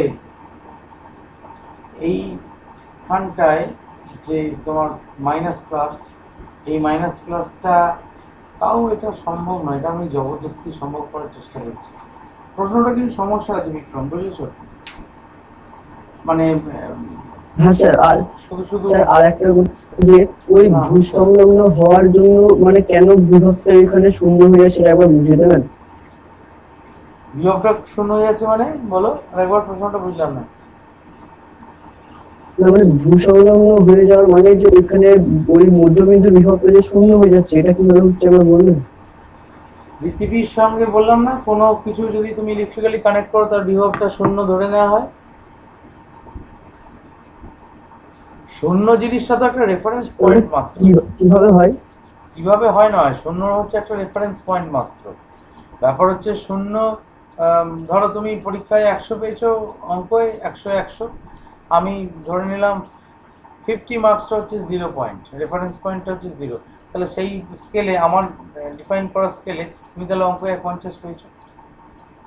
অর্থাৎ পৃথিবীটাকে আমরা 0 ভোল্ট ধরে নিচ্ছি, এবং পৃথিবীটাকে 0 ভোল্ট ধরে নিচ্ছি বলে পৃথিবীর রেসপেক্টে যেটাকে মাপছি যতটা পজিটিভ তত ভোল্ট বলছি, অর্থাৎ ধরো অন্য কোনো একটা বিন্দুর বিভব হচ্ছে হয়তো +10 ভোল্ট, তাহলে এই +10 ভোল্ট যে বলছি তার কারণ হচ্ছে আমি ধরো সেই বিন্দুটার বিভব হয়তো মানে অরিজিনাল বিভব হয়তো 500 ভোল্ট হতে পারে, তার মানে 500 ভোল্ট মানে পৃথিবীর বিভব সেখানে 490 ভোল্ট বলেই আমি এই পৃথিবীর সাপেক্ষে তার বিভব পার্থক্যটা আমি 10 ভোল্ট দেখছি, +10 ভোল্ট। কিন্তু এই পৃথিবী যে 490 ভোল্ট পজিটিভ পোটেনশিয়ালে আছে, এটা আমরা তো পৃথিবীর মধ্যেই আছি, আমরা জানি না। আমরা এই 490 ভোল্টটাই আমরা 0 ভোল্ট ধরে নিচ্ছি। আমার সাপেক্ষে ওই বিন্দুটা +10 ভোল্টে আছে। অর্থাৎ তুমি একটা 10তলা বাড়ির 9তলায় দাঁড়িয়ে আছো, সেইখান থেকে তুমি 10তলায় একজন লোক আছে, তার সঙ্গে কথা বলছো ব্যালকনি থেকে মুখ বাড়িয়ে। তার ব্যাপার হচ্ছে সে তোমার থেকে সামান্য উঁচুতে আছে, কথা বলতে অসুবিধা হচ্ছে না। এইবার যারা রাস্তায় নিচে দাঁড়িয়ে আছে তারা দেখছি বাবা ওরা অত উঁচুতে আছে, হ্যাঁ ওই সেই রাস্তায় যারা দাঁড়িয়ে আছে তারা তাদের রেসপেক্টে আমরা অতটা উঁচুতে আছি ঠিকই, কিন্তু বাস্তবে ওই আমি যখন 9তলায় দাঁড়িয়ে আরেকজনের সঙ্গে 10তলায় দাঁড়িয়ে তার সঙ্গে গল্প করবো, তো তখন 9তলাটাই আমার রেফারেন্স পয়েন্ট, সেটাই আমার 0 ভোল্ট। তাহলে সে 10তলায় যে আছে সে যদি 10 ভোল্টে থাকে, আমি যদি 9 ভোল্টে থাকি, তাহলে আমাদের মধ্যে বিভব পার্থক্য 1 ভোল্ট মোটে। তার মানে আমি যদি আমার নিজের রেসপেক্টটাকে পৃথিবী ভাবি, তাহলে আমার ভোল্টেজ যদি 0 ভোল্ট, তাহলে আমার সাপেক্ষে সে 1 ভোল্ট বেশি পোটেনশিয়ালে আছে। ক্লিয়ার? মানে স্যার সবকিছুই নির্ভর করছে নম্বর ক্ষেত্রে ওই পৃথিবীর সাপেক্ষে পৃথিবীকে 0 ভোল্ট ধরে নিয়ে তার বিভবটা। হ্যাঁ, পৃথিবীর সাপেক্ষে যখন মাপবো তখন তাই। আর স্যার ওই তখন বলা মানে যখন আমি ওই বাল্বটাকে ধরুন হাতে লাগাচ্ছি মাটিতে, তখন একটা তো আপনি বললেন যে নিউট্রালে থাকবে, মানে আমাকে তড়িৎ বিভব পার্থক্যটা তৈরি করতে হবে। তো স্যার তাহলে আমি আপনাকে ওই আগে যে উদাহরণটা দিলাম, মানে একটা মানে বিক্রম যেটা দিল যে একটা নিস্তড়িৎ আর একটা ঋণাত্মক আধানে আহিত ইয়ে, তাহলে তো স্যার ওই রকম ক্ষেত্রে মাটিতে বাল্ব পুঁতলে তো কিছুক্ষণ সময় কেবলমাত্র মানে বাল্বটা জ্বলে থাকবে। সে তো বটেই। তোমাকে এক থালা খিচুড়ি দিলাম, আচ্ছা। তোমার যতক্ষণ খেতে সময় লাগলো ততক্ষণই তোমার পাতার থালায় খিচুড়ি দেখা গেল। তারপরে যদি আর কেউ খিচুড়ি মানে তোমার রিপিট করতে না আসে, বিতরণ করতে না আসে, আর খিচুড়ি দেখা যাবে? তুমি তো খিচুড়ি খেয়ে খতম করে ফেলেছো।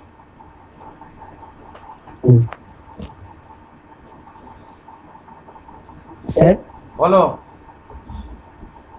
স্যার দুটি পরিবাহের মধ্যে যদি শূন্যস্থান হয় তাহলে কি কোন রকম মানে তড়িৎ প্রবাহ হবে, আধান প্রবাহ? আরেকবার বলো।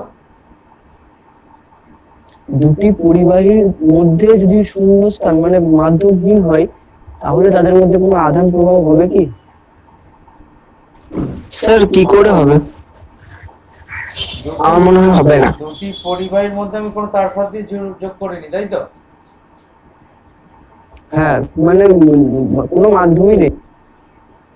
কোনো মাধ্যম না থাকলে হবে, মাধ্যম থাকলেও হতে পারে, মাধ্যম না থাকলেও হতে পারে, সেটা ডিপেন্ড করছে। যেমন ধরো একটা উদাহরণ দিলেই ব্যাপারটা ক্লিয়ার হয়ে যাবে, যে তোমার তড়িৎ পরিবহনের জন্য পরিবাহী দরকার। এইবার যখন বিদ্যুৎ চমকায় বা বজ্রপাত হয়, তখন মেঘের মধ্যে তো কোনো পরিবাহী লাগানো নেই, তার জোড়া নেই। তাহলে ব্যাপার হচ্ছে যখন একটা মেঘের মধ্যে ধনাত্মক আধান খুব বেশি বেড়ে যায় সংখ্যায়, আর আরেকটি মেঘে হয়তো ঋণাত্মক আধানের সংখ্যা বেড়ে গেল, এবং তাদের মধ্যে আধান পার্থক্যটা এতটাই বেশি হয়ে গেল যে তাদের মধ্যে একটা হিউজ ম্যাগনিটিউডের একটা ইলেকট্রিক ফিল্ড তৈরি হলো, মানে অর্থাৎ বিরাট মানে খুব স্ট্রং ইলেকট্রিক ফিল্ড, এবং তাদের মধ্যে বিভব পার্থক্য হয়তো কয়েক মিলিয়ন ভোল্টে চলে গেল। তখন বিভব পার্থক্য যত বাড়বে, ইলেকট্রিক ফিল্ড যত স্ট্রং হবে, তত আধানগুলোর উপর, অর্থাৎ ধরো যে মেঘে ইলেকট্রন বেশি আছে সেই মেঘে ইলেকট্রনগুলোর উপর তত বেশি বল প্রযুক্ত হবে। তত বেশি বল যদি প্রযুক্ত হয়, তাহলে ইলেকট্রনগুলো তখন কি করবে? ইলেকট্রনগুলো তখন ওই পজিটিভলি চার্জ ক্লাউডের দিকে ধাওয়া করবে।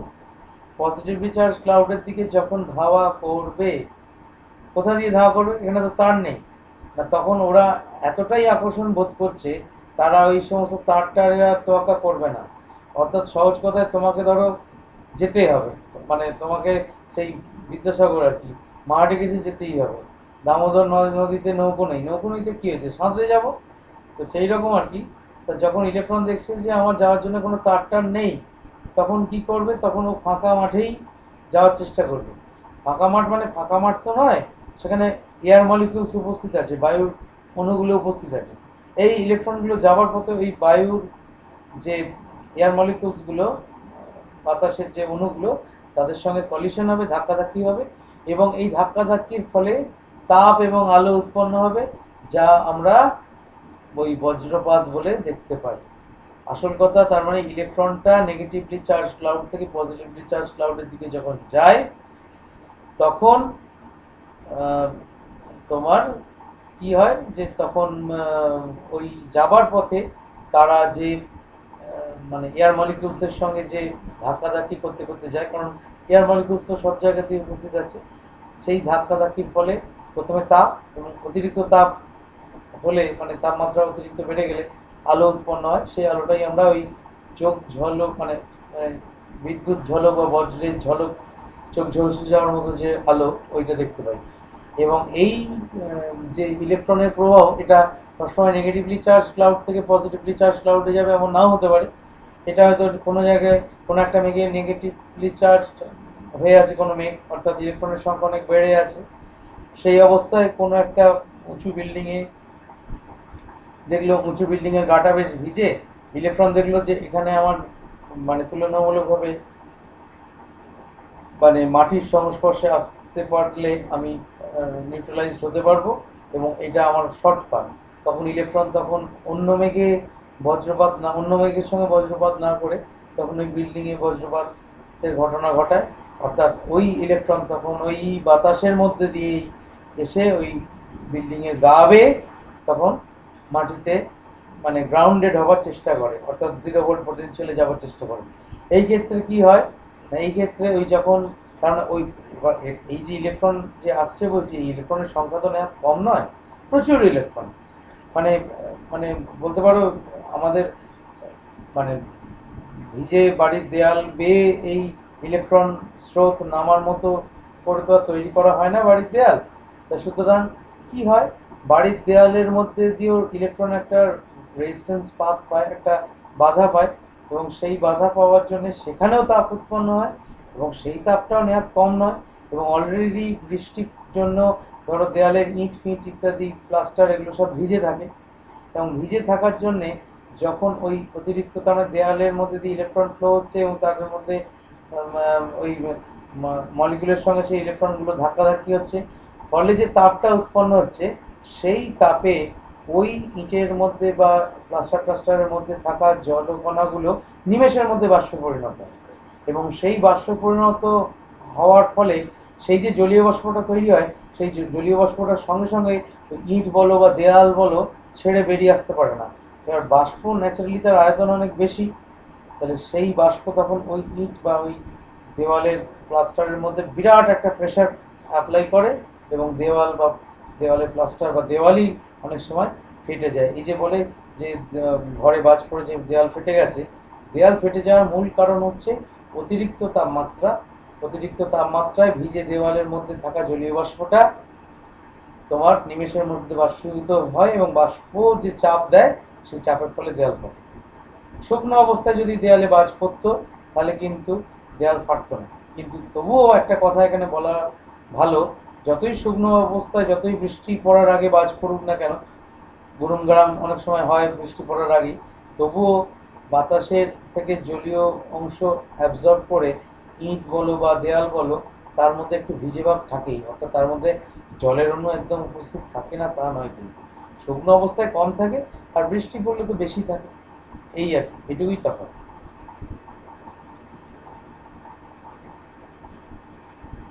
আচ্ছা, ঠিক আছে স্যার।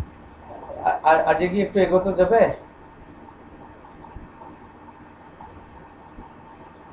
একটু এগোতে দাও, অনেকক্ষণ তো চললো কোশ্চেনে আসছে, তাহলে আর তো আমাদের পড়া এগোবে না।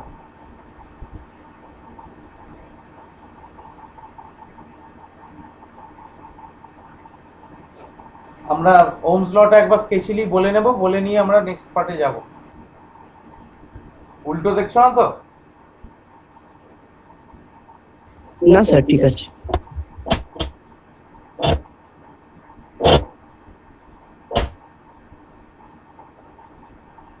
না স্যার, ঠিক আছে।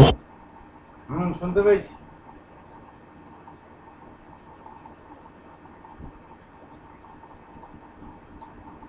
ব্যাপার হচ্ছে জর্জ সাইমন ওম পুরো নাম, তিনি একটা সূত্র দিয়েছিলেন, সেটাই হচ্ছে বলতে পারো কারেন্ট ইলেকট্রিসিটির ফার্স্ট বেসিক ল, যে দুটো বিন্দু মধ্যে যদি একটা পরিবাহী যোগ করা হয়, সেই পরিবাহীর দুই প্রান্তে যদি একটা বিভব প্রভেদ মেনটেন করি, একটা এ প্রান্ত একটা বি প্রান্ত, এই এ প্রান্তের বিভব হচ্ছে ভিএ এবং বি প্রান্তের বিভব হচ্ছে ভিবি, এবং যদি ভিএটা ভিবির থেকে বেশি হয়, ভিএ বিভবটা যদি ভিবির চেয়ে বেশি হয়, তবেই একমাত্র এ বিন্দু থেকে বি বিন্দুর দিকে তড়িৎ প্রবাহ ঘটবে, এবং সেই ক্ষেত্রে বিভব পার্থক্যটা নিশ্চয়ই ভিএ মাইনাস ভিবি হবে। শুনতে পাচ্ছ না আমার কথা? স্যার কেটে কেটে, না মানে আগে যা বললেন কিছু শুনতে পেলাম না।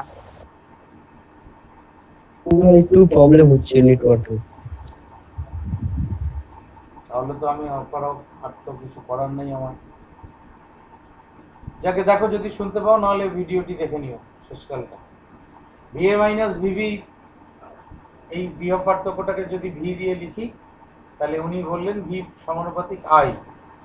এই তড়িৎ প্রবাহ মাত্রাটা বিভব প্রভেদের সঙ্গে সমানুপাতিক, অর্থাৎ তড়িৎ প্রবাহ মাত্রা বাড়াতে গেলে আমাকে বিভব প্রভেদ বাড়াতে হবে। বিভব প্রভেদ যত বাড়াবো তত বেশি তড়িৎ প্রবাহ মাত্রা বা তড়িৎ প্রবাহ, তত বেশি পরিমাণ কারেন্ট এই তারের মধ্যে দিয়ে ফ্লো করবে। এবং এইটিকে যখন ওই সমীকরণের মতো চেহারা দেওয়া হলো, তখন একটা ধ্রুবক রাশি নিয়ে আসা হলো, যেটাকে আর দিয়ে সূচিত করা হলো। এই আরটাকে বলা হয় resistance of the conductor.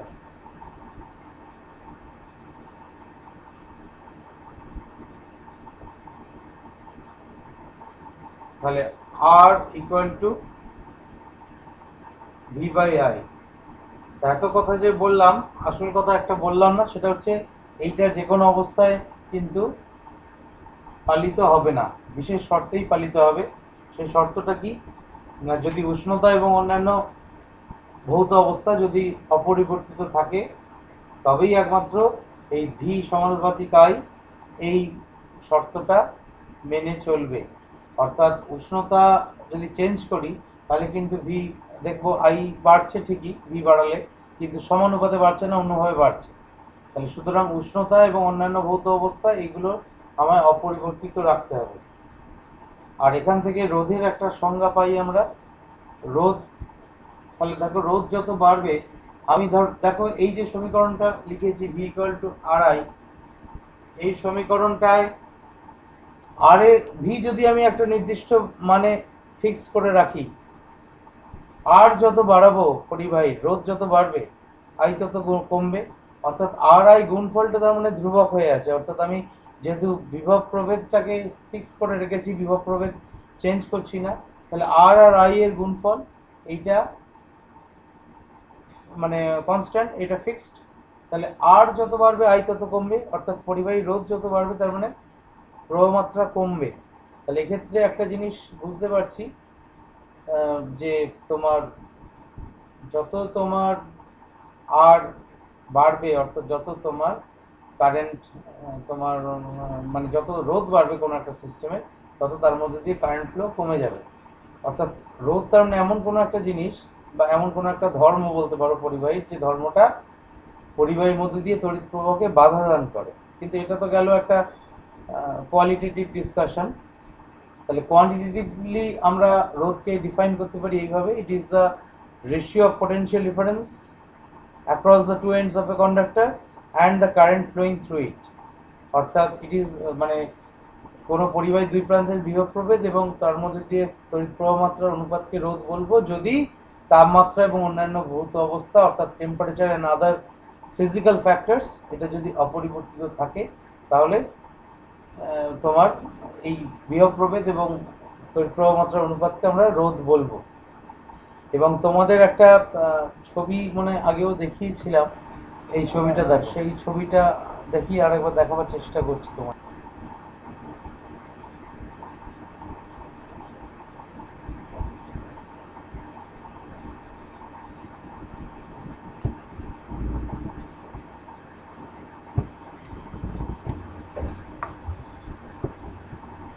Sir AMP মানে তড়িৎ প্রবাহ মাত্রা, যেটা আই।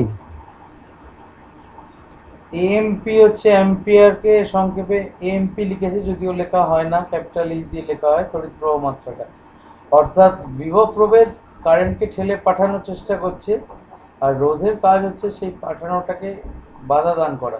অর্থাৎ রোধ যত বাড়ছে তত ওই কারেন্ট ফ্লোতে কষ্ট হচ্ছে। অর্থাৎ রোধ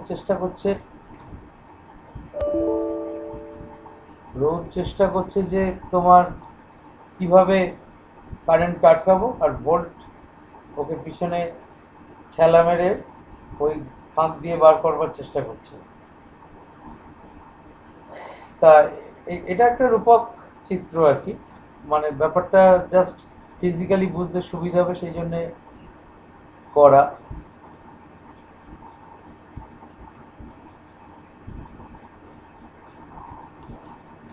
তো যাই হোক, তা আমরা একটা কাজ করি, একটা গ্রাফ এঁকে ফেলি। এদিকে ধরো ভি অ্যাক্সিস, এদিকে ধরো আই অ্যাক্সিস। হ্যাঁ স্যার প্র্যাকটিক্যালি মানে আর এই জিনিসটা কি, মানে একটা তার আছে, সেই তারের মাঝখানে যে রোধটা আছে সেটা আমি কি করে বুঝতে পারবো? তারের মধ্যে রোধ আছে বুঝতে পারবে কিভাবে? তারের মধ্যে দিয়ে হ্যাঁ স্যার। তুমি তারের দুই প্রান্তে একটা পদার্থের ধর্ম।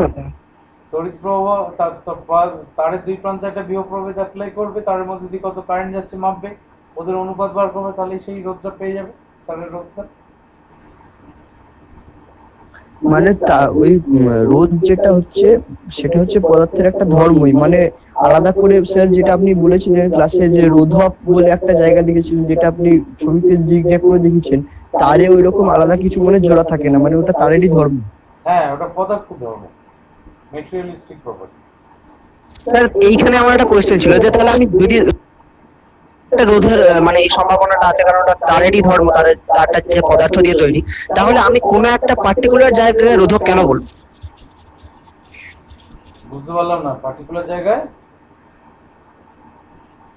মানে ধরুন যদি সমগ্র তারটা মানে সমগ্র পরিবাহীটা যার মধ্য দিয়ে ইলেকট্রিক্যাল ফ্লোটা ঘটছে, সেই তারটা বা সেই পরিবাহীটা যে পদার্থ দিয়ে তৈরি, রোধটা যদি সেই পদার্থটারই মানে ধর্ম হয়, তাহলে আমি যে কোনো একটা পার্টিকুলার জায়গাকে রোধক কেন বলবো? বুঝতে পেরেছি।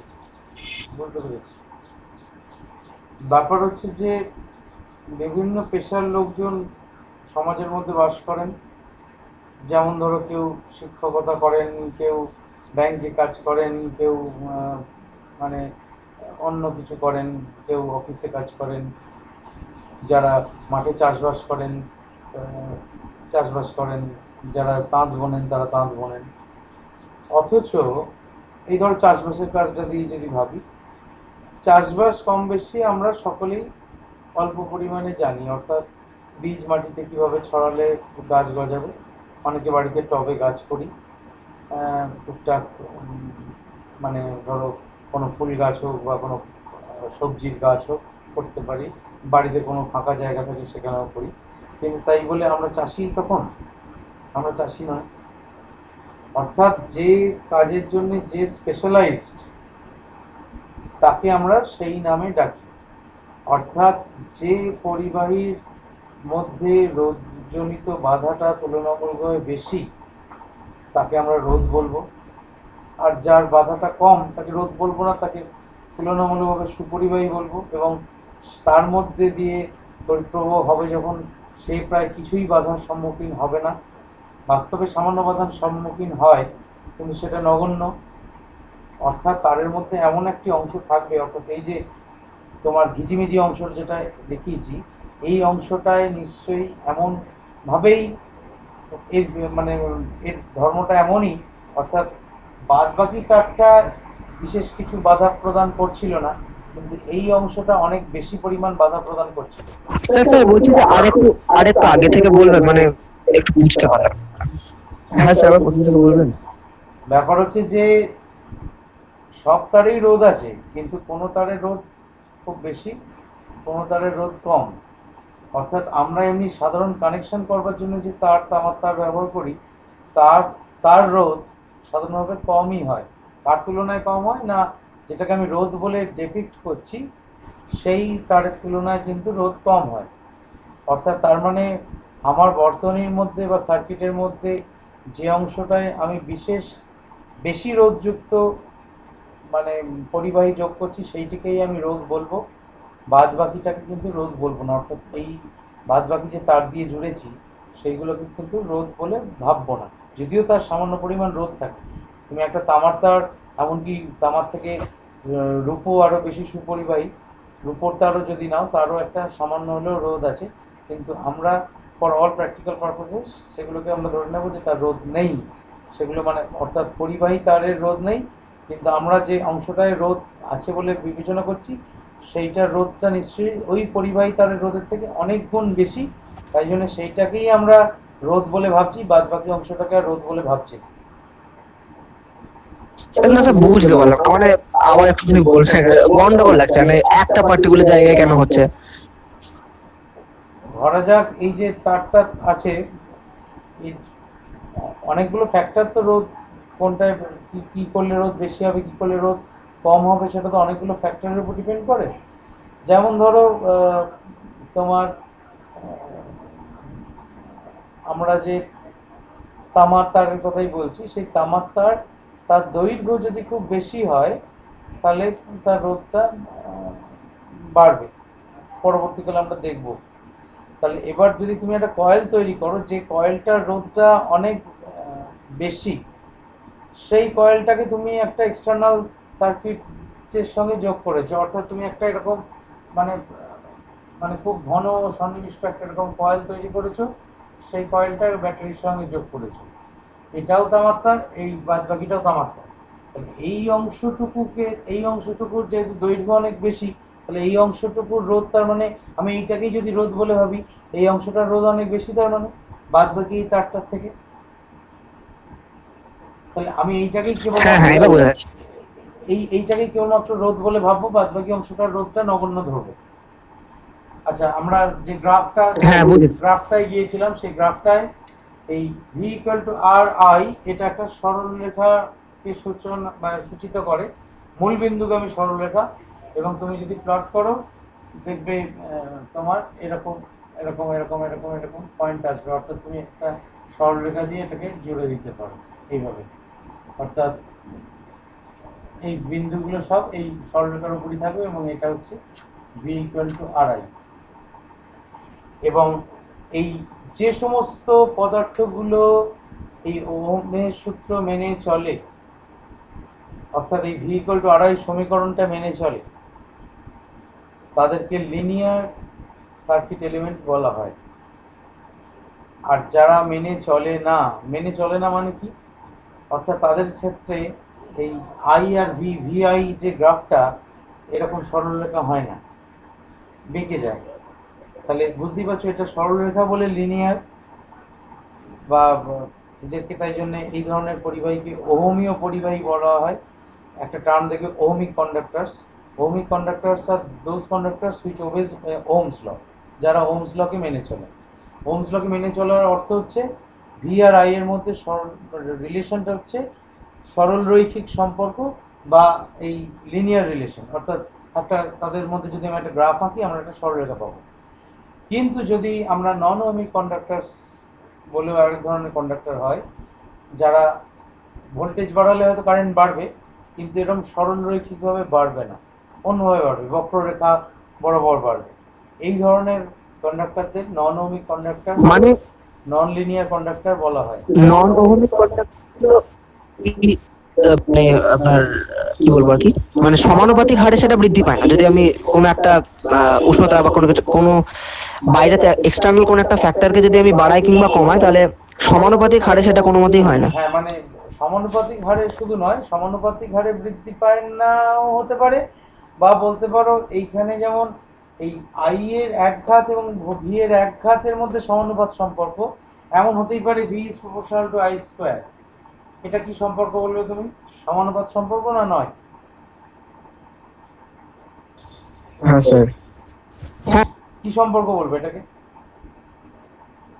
হ্যাঁ, সমানুপাতি বলবো, তবে মানে ওহমের সূত্র যেটা আছে, মানে V is proportional to I, সেইটা মানবে না। সেটাই তো বলছি। এবং শুধু তাই নয়, এই ধরনের সমীকরণকে বা এই ধরনের সম্পর্ককে তুমি যদি গ্রাফে প্লট করো, দেখবে একটা বক্ররেখা পাচ্ছ, একটা কার্ভ পাচ্ছ। তাহলে সেটা লিনিয়ার হলো না, সরলরৈখিক হলো না। সুতরাং সমানুপাতিক কথাটা বলো না। যেটা ওহমের সূত্র মানে সেটা ওহমিক, যেটা মানে না সেটা নন ওহমিক। এবার বইতে একটা জায়গায় একটু ভুল তথ্য দেয়া আছে, তোমাদের বইতে সম্ভবত আছে, দেখবে লেখা আছে অর্ধ পরিবাহীগুলি হচ্ছে নন ওহমিক, আর যেগুলো তোমার ধাতব পরিবাহী সেগুলো হচ্ছে ওহমিক। ধাতব পরিবাহীগুলো ওহমিক কন্ডাক্টর, তাতে আপত্তি নেই আমার, কিন্তু অর্ধ পরিবাহীগুলো কিন্তু নন ওহমিক নয়। তারাও কিন্তু ইন্ট্রিনসিক স্টেটে যদি তাদের মধ্যে এরকম দুই প্রান্তে বিভব প্রভেদ যোগ করে যদি তার মধ্যে দিয়ে ভোল্টেজটা, তাদের দুই প্রান্তের মধ্যে ভোল্টেজটা আস্তে আস্তে বাড়ানো হয়, তাদের মধ্যে কারেন্টটা এরকম ভি ইকুয়াল টু আরআই এই রিলেশন অনুযায়ী বাড়তে থাকে, এবং সেগুলো ওহমিকই হয়। তাহলে নন ওহমিক কন্ডাক্টর কি বাস্তবে নেই? হ্যাঁ, আছে। শুধু শুনে রেখে দাও, এই অর্ধপরিবাহী দিয়ে তৈরি হয় বিভিন্ন রকমের ইলেকট্রনিক কম্পোনেন্ট, যার মধ্যে সবচেয়ে সিম্পলেস্ট মানে সহজতম বা সবচেয়ে সরলতম ইলেকট্রনিক কম্পোনেন্ট হচ্ছে ডায়োড। পরবর্তীকালে উচ্চ মাধ্যমিকে পড়বে ডায়োড আছে। এই ডায়োড তারপরে এলইডি। এলইডি এক ধরনের ডায়োড, ডায়োড অনেক ধরনের হয়। তাই ডায়োড, তারপরে ট্রানজিস্টার বা ইত্যাদি বিভিন্ন যে ধরনের অর্ধপরিবাহী দিয়ে যে সমস্ত পার্টস বা সার্কিট এলিমেন্টস আমরা তৈরি করি, যন্ত্রাংশ তৈরি করি, তার যদি ভিআই ক্যারেক্টারিস্টিক্স দেখা যায়, অর্থাৎ এরকম ভিআই আমরা যদি গ্রাফ আঁকি, তাদের বেলায় আমরা এই গ্রাফটা নন লিনিয়ার পাবো বা নন ওহমিক পাবো। ঠিক আছে? তা সুতরাং যদি নন ওহমিক কন্ডাক্টরের উদাহরণ চায়, সেক্ষেত্রে লিখবে যে তোমার অওহমীয় পরিবাহীর উদাহরণ হচ্ছে অর্ধপরিবাহী ডায়োড ইত্যাদি, অর্ধপরিবাহী ডায়োড, ট্রানজিস্টার ইত্যাদি। শুধু অর্ধপরিবাহী লিখো না। বেশ, এক্ষেত্রে অর্ধপরিবাহী কি সেটা নিয়ে স্কুলের ক্লাসে একটু আলোচনা করেছিলাম, আরেকবার একটুখানি বলে নিই। যে সমস্ত পরিবাহীর রোধ তাপমাত্রা বৃদ্ধির সঙ্গে সঙ্গে হ্রাস পায়, তাদেরকে অর্ধপরিবাহী বলে।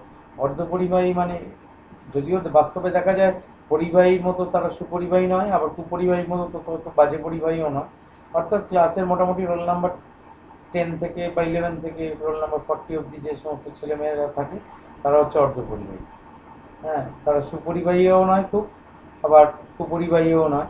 এবার ব্যাপার হচ্ছে যে এরকম তবে কোনো শার্প ডিমার্কেশন নেই, অর্থাৎ যে এটাকে আমি অর্ধপরিবাহী মানে এর পরিবাহিতা সুপরিবাহীর মতো কাছাকাছি হচ্ছে, তাহলে একে স্যার কেন অর্ধপরিবাহী বলবো, এরকম কোনো মানে নেই অর্ধপরিবাহীর ক্ষেত্রে। তাই জন্যই বেটার ডেফিনেশন হচ্ছে যে যে সমস্ত পরিবাহীর তাপমাত্রা বাড়ালে রোধ কমতে থাকে, সেই সমস্ত পদার্থকে আমরা অর্ধপরিবাহী বলবো।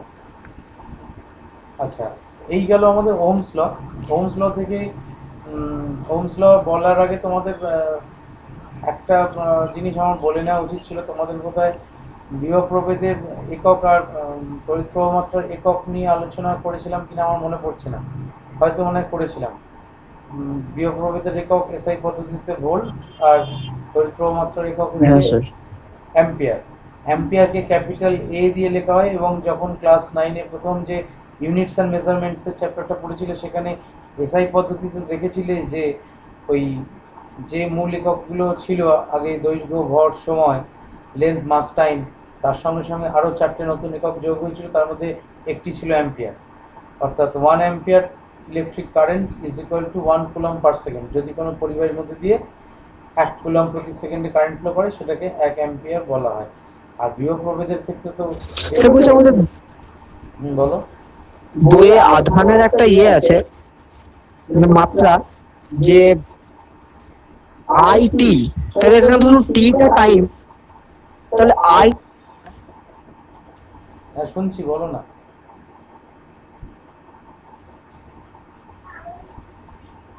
তোমার বক্তব্যটা বলো, আমি শুনছি। মানে মানে স্যার ও বলতে চাইছে হচ্ছে আইটি হচ্ছে আধানের মাত্রা, টিটা হচ্ছে সময়কে ডিপিক্ট করে, তাহলে আইটা কি কাকে ডিপিক্ট করে, মানে আয়ের ফুল ফর্মটাও জানতে চাইছে তাই মনে হয়। আইটা কারেন্ট, আইটা হচ্ছে কারেন্ট। যদি তুমি মানে তড়িৎ প্রবাহ মাত্রা। ইয়েস, কারণ তুমি তো ভাবো না, ডাইমেনশন যখন শিখেছিলে ক্লাস 9-এ, তখন মাস বা ভর এম দিয়ে লিখতে, দৈর্ঘ্য এল, লেন্থটা এল দিয়ে লিখতে, টাইমটা টি দিয়ে লিখতে। তাহলে কারেন্টটা আমরা কোন চিহ্ন ব্যবহার করি? Electric current. লেন্থটা যেমন এল ব্যবহার করি, কারেন্টটা আই ব্যবহার করি। তাহলে আই ইন্টু টি, টিটা তো টাইম, তাহলে আই ইন্টু টি হচ্ছে, তাহলে তোমার আধানের মাত্রা। অসুবিধা কি আছে? স্যার ওইখানে আমার সুবিধা আছে যে টাইম এই ইন্টিগ্রেশনে ঢুকছে কেন? আই কপাল, I equal to Q by T, এই রিলেশন তো খুব ক্লিয়ার রিলেশন, এটা তো বহুবার পড়েছো। আমাকে কিউটা বার করতে গেলে তো টিকে কাটতেই হবে। তাহলে কিউ ইকুয়াল টু আইটি না? ও হ্যাঁ হ্যাঁ, এটা বলছি। Information technology. আচ্ছা, আজকে ওই dependence of other physical factors, এইটা নিয়ে একটু মৌখিক আলোচনা করে শেষ করব ক্লাসটা। যেহেতু স্কুলে অলরেডি ডিটেলসে আলোচনা করছিলাম, খুব স্কেচিলি আলোচনা করছি। সেটা হচ্ছে যে টেম্পারেচারের উপর ডিপেন্ড করে কিভাবে পরিবাহী রোধ, টেম্পারেচার বাড়ালে রোধ বৃদ্ধি পায়, এবং আমরা আগের দিন দেখেওছিলাম যে টেম্পারেচারের উপর ডিপেন্ডেন্স হচ্ছে আটটি, এই রিলেশনটা দিয়ে সূচিত করা যায় 1 প্লাস আলফা টি, যেখানে আলফাটাকে বলা হয় টেম্পারেচার কোএফিসিয়েন্ট অফ রেজিস্ট্যান্স, এবং আলফাটা হচ্ছে তোমার পরিবাহীর ক্ষেত্রে positive. Alpha positive for conductors, for metallic conductors, আর আলফা নেগেটিভ ফর সেমিকন্ডাক্টরস।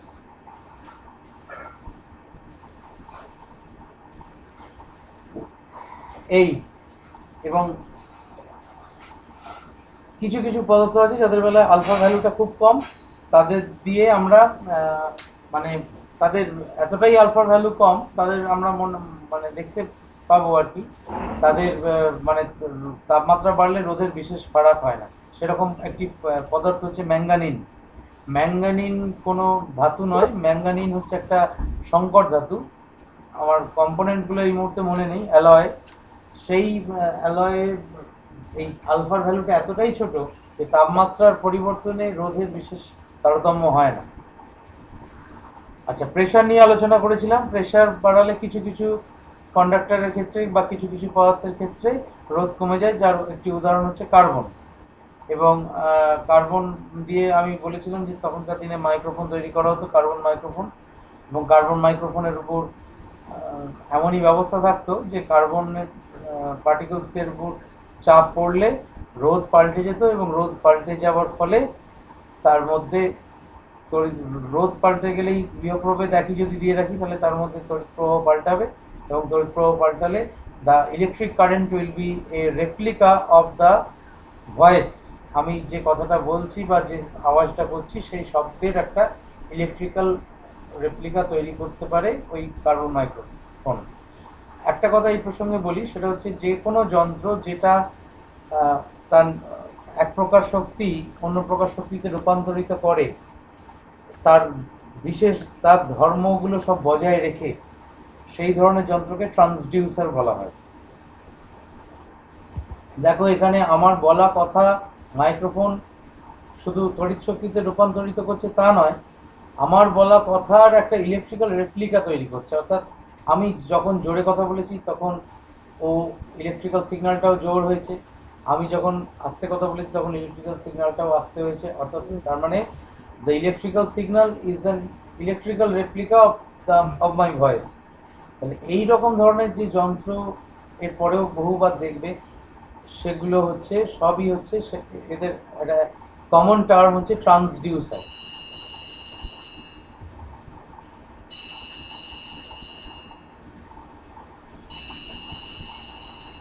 এক মিনিট ধরো তো।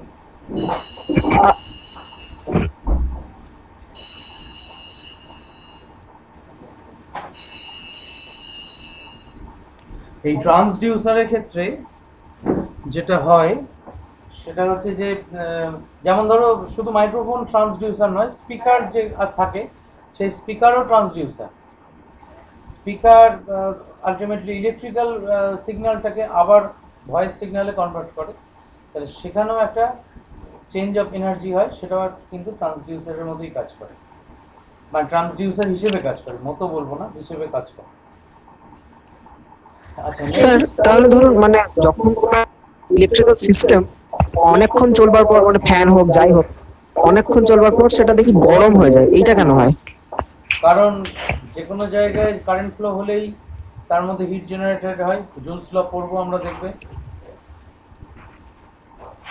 হ্যাঁ ধরুন সেটা ওটার জন্য যে ধরুন যখন হিটটা জেনারেটেড হচ্ছে ওখানে, তার ফলে তো স্যার ওই সিস্টেমটার মধ্যে তো রোধটা, যদি ধরুন আমি অর্ধপরিবাহী ব্যবহার করেছি ধরে নিচ্ছি, তাহলে আমি টেম্পারেচারটা বাড়াচ্ছি, তার ফলে তার তো রোধটা যদি কমে যায় টেম্পারেচারটা বাড়াবার ফলে, তাহলে কি স্যার ওটা আস্তে আস্তে দেখবো যে সিস্টেমটা বিগড়ে যাবে, মানে এত স্পিড, মানে ইলেকট্রন গুলো এত বেশি পরিমাণে প্রবাহিত হবে?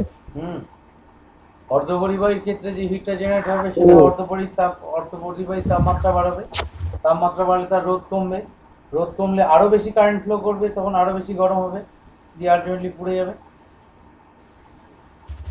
ও তার মানে স্যার কি বেশিরভাগ ক্ষেত্রে সেই জন্যই যেগুলো অনেক হাই ভোল্টেজের মানে হিট জেনারেট করে এরকম বড় বড় ইলেকট্রিক্যাল সিস্টেম, সেখানে কি তার মানে পরিবাহী হিসাবে সবসময় ধাতব পরিবাহী বা মেটালিক কন্ডাক্টর ইউজ করা হয়? সেটা ডিপেন্ড করছে কি পারপাসে ব্যবহার করছো তার উপর। অর্থাৎ তুমি মানে তোমার কি কারণে ব্যবহার করছো সেইটার উপর ডিপেন্ড করে তুমি ধাতব পরিবাহী ব্যবহার করবে না অর্ধপরিবাহী ব্যবহার করবে, সেটা নির্ভর করে। তুমি ডায়োড পরিবাহী দিয়ে তৈরি করতে পারবে না, তোমার তার জন্য অর্ধপরিবাহী দরকার। তবে ডায়োড যেখানে দরকার সেখানে তুমি তাহলে পরিবাহী ব্যবহার করবে কি করে? সেখানে যে ব্যবস্থাটা করা থাকে যাতে করে উৎপন্ন তাপটা খুব সহজে পরিবেশে বিলীন হয়ে যেতে পারে, তার জন্য হিট সিঙ্কের ব্যবস্থা করা থাকে, যাতে বেশি গরম না হয়ে যায় সিস্টেমটা। দেখবে যদি কোনোদিন কোনো ডেস্কটপ কম্পিউটার ভেতরের ঢাকনাটা খোলো, দেখবে প্রসেসর যেটা, সেটার সঙ্গে তো ফ্যান থাকি, একটা বাই করে ঘোরে, ভোঁ করে আওয়াজ হয়। সেই প্রসেসরের গায়ে একটা সেই খাঁচকাটা একটা অংশ থাকে লাগানো, অ্যালুমিনিয়ামের দেখতে, সূর্যের মতো দেখতে, ঠিক প্রসেসরের গায়ে লাগানো থাকে। That is the heat sink, অর্থাৎ যে তাপটা উৎপন্ন হবে সেটা যাতে পরিবেশে তাড়াতাড়ি ছড়িয়ে যেতে পারে। আচ্ছা, প্রেশার বললাম। আমাদের বিভবের যে ধারণাটা ছিল হুম, ওইখানটাতে মানে অসীম দূরত্ব থেকে যখন আসছে, আমরা তো থিওরিটিক্যালি সেটাকে ভেবে নিচ্ছি সেটা অসীম দূরত্ব থেকে আসছে, কিন্তু প্র্যাকটিক্যালি তো সেটাকে আমরা অসীম দূরত্ব থেকে আনতে পারি না। তো স্যার তার ফলে কি মানে তাহলে ওই যে ম্যাথমেটিক্যাল ইয়েটা আপনার যে কি বলবো আর কি, যে কি বলবো এক্সপ্রেশনটা, ওই এক্সপ্রেশনের মধ্যে আপনার লেন্থটা কোথায়? ওটা কি ওয়ার্কের মধ্যে ঢুকে আছে, কাজের মধ্যে, মানে ফোর্স ইনটু ওই ডিসপারশন? ওই ইন্টিগ্রেশনটা করলে একটা যে এক্সপ্রেশন পাবে, সেই এক্সপ্রেশনটার ভ্যালুটা কিন্তু ফাইনাইট টার্ম থাকবে, তার মধ্যে কোথাও ইনফিনিটি থাকবে না, তাই জন্যই বার করা সম্ভব হয়। অর্থাৎ আমরা অঙ্কটা করছি ইনফিনিটি থেকে, কিন্তু বাস্তবে রেজাল্টটা যেটা পাবো সেটা ফাইনাইট রেজাল্ট। এরকম বহু জিনিস পাবে পরবর্তীকালে ম্যাথমেটিক্সে। তোমরা ইনফাইনাইট সিরিজ নিয়ে যখন পড়াশোনা করবে তখন দেখবে যে ইনফাইনাইট সিরিজের মধ্যে যদি সেটা কনভার্জেন্ট সিরিজ হয় তার যোগফলটা আমরা বার করতে পারি, কিন্তু ডাইভার্জেন্ট সিরিজ হলে বার করা যায় না। মানে ম্যাথমেটিক্যাল সিরিজ ধরো 1 প্লাস হাফ প্লাস 1/3 প্লাস 1/4 এরকম, বা প্লাস মাইনাস দিয়ে যদি সিরিজ থাকে, এরকম যদি ইনফাইনাইট সিরিজ হয়, তার মধ্যে যে সিরিজটা কনভার্জেন্ট তার আমরা ইনফাইনাইট সিরিজ হলেও কিন্তু তার মানটা আমরা বার করতে পারবো। স্যার বলছি যে এইটা কি জেনর প্যারাডক্স? অত বাবু জানি না। না মানে আমি কালকেই দেখছিলাম যে জেনারেল প্যারাডক্সের মধ্যে উনি বলেছেন যে যদি আমরা 1 কিলোমিটার একটা ডিস্টেন্স ধরে নিই, তাহলে ধরুন একজন মানুষ প্রথমে ওই হাফ 1 কিলোমিটার ডিস্টেন্সটা ট্রাভেল হাফ করবে, যেতে হবে, তারপর তার এ আগে to 1/4 যেতে হবে, তার আগে 1/8 যেতে হবে, এইটা বলতে চাইছো তো? হ্যাঁ হ্যাঁ হ্যাঁ, দিয়ে একদম লাস্ট পর্যন্ত ওটা d=1 দাঁড়াবে। তার মানে ব্যাপার হচ্ছে, হ্যাঁ মানে আমি ওইটা বলছিলাম না, মানে এটাও একটা এক ধরনের ইনফাইনাইট সিরিজ, অর্থাৎ কিন্তু সেই ইনফাইনাইট সিরিজ হলেও সেটা কনভার্জেন্ট ইনফাইনাইট সিরিজ, অর্থাৎ আমরা তার সাম বার করতে পারবো। আমরা অন্য প্রসঙ্গে চলে যাচ্ছি শুনি। আমরা আবার এই টপিকে ফিরে আসি, তাহলে অনেকক্ষণ আরম্ভ করেছি, আমার ব্যাটারি ডাউন হয়ে গেলে আর ছবি দেখতে পাবে না কিছু, অনেকক্ষণ ধরে ক্যামেরাটা অন আছে। আচ্ছা, এরপর টেম্পারেচার হলো, প্রেশার হলো, নেক্সট হচ্ছে লাইট। লাইট পড়লে বিশেষ বিশেষ কিছু মেটেরিয়াল, যেমন আলোচনা করেছিলাম সেলেনিয়াম, তার উপর আলো পড়লে তার রোধ কমে যায় এবং সেই দিয়ে ফায়ার অ্যালার্ম বা ইত্যাদি তৈরি করা হয়। হ্যাঁ, বা এর এলডিআর বলে একটা জিনিস হয়, লাইট ডিপেন্ডেন্ট রেজিস্টার, সেটাও তৈরি করা হয়। এলডিআর অনেক কাজে লাগে আর কি, বিভিন্ন রকম ফটো সেন্সিং এর ক্ষেত্রে এলডিআর ব্যবহার করা হয় আর কি, আলোর তীব্রতা মাপার জন্য, কোথায় কত আলো আছে। এমনকি প্রথম প্রথম ওই যে খেলার মাঠে পর্যাপ্ত পরিমাণ আলো আছে কিনা আম্পায়াররা, ক্রিকেট আম্পায়াররা যে মেপে দেখতেন, যে লাক্স মিটার ব্যবহার করতেন, সেইখানেও প্রথম দিকে লাক্স মিটারে এলডিআর ব্যবহার করা হতো, এখন অন্য জিনিস ব্যবহার করা হয়। তা এলডিআর এর কাজই হচ্ছে তাই, মানে ও আলো যেরকম পড়বে তার রোধ সেই অনুযায়ী কমবে, অর্থাৎ এলডিআর এর যত বেশি আলো পড়বে তত রোধ কমবে। বেশ, নেক্সট আর পড়ে রইল আরেকটি বিষয়, সেটা হচ্ছে তোমার ম্যাগনেটিক ফিল্ড।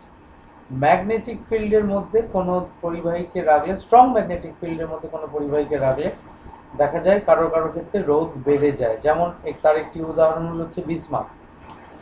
এই পার্টিকুলার প্রপার্টিটা বেশ তোমাদের লেভেলের তো নয়ই, শুধু জেনে রাখো এদের এই ম্যাগনেটিক ফিল্ডে, স্ট্রং ম্যাগনেটিক ফিল্ডে রাখলে এদের রেজিস্ট্যান্স বেড়ে যায় এবং এই প্রপার্টিটাকে বলা হয় ম্যাগনেটোস্ট্রিকশন। ম্যাগনেটোস্ট্রিকশনকে কাজে লাগিয়েও অনেক পরবর্তীকালে সার্কিট ডিজাইন করা হয়, অর্থাৎ স্ট্রং ম্যাগনেটিক ফিল্ডের মধ্যে কোনো পরিবাহীকে রেখে। সুতরাং এবং যে মেটেরিয়ালটা সবচেয়ে বেশি ম্যাগনেটোস্ট্রিকশনে রেসপন্ড করে সেটা হচ্ছে বিসমাথ। বিসমাথ ছাড়াও আরও দু একটা উদাহরণ হয়, কিন্তু বিসমাথটা খুব প্রমিনেন্ট। আর স্যার কিন্তু হ্যাঁ, মানে একটা পরিবাহীর মধ্য দিয়ে যখন তড়িৎ পরিবাহিত হয় তখন তো তার চারপাশে এমনিতেই একটা ম্যাগনেটিক ফিল্ড তৈরি হয়। হ্যাঁ সে হোক না,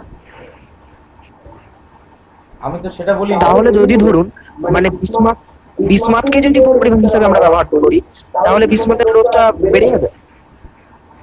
বিসমাথের রোধটা বেড়ে যাবে, ম্যাগনেটোস্ট্রিকশন। তুমি যেটা বলছো সেটা অন্য জিনিস, সেটা লোরেন্জ ফোর্স। সেটা তোমার একটা পরিবাহীর মধ্যে দিয়ে কারেন্ট ফ্লো করলে, অর্থাৎ চার্জ পার্টিকেল ধরো যাচ্ছে, সেই তোমার কন্ডাক্টরটা একটা ফোর্স এক্সপিরিয়েন্স করে, সেইটা লোরেন্জ ফোর্স বলে সেটাকে। সেটা ম্যাগনেটোস্ট্রিকশনের জন্য নয়, সেটা ম্যাগনেটোস্ট্রিকশনটা কমপ্লিটলি সেপারেট আইটেম। অর্থাৎ তুমি স্ট্রং ম্যাগনেটিক ফিল্ডের মধ্যে বিসমাথকে রেখেছো, দেখলে তার রোধ যা, তুমি ম্যাগনেটিক ফিল্ডটাকে অফ করে দিলে, দেখলে রোধটা গেল কমে, এইটা দেখতে পাওয়া যায়। যাকে এই অবধি আজকে থাক, আজকে আর ওই তড়িৎচালক বলে প্রবেশ করতে পারলো না।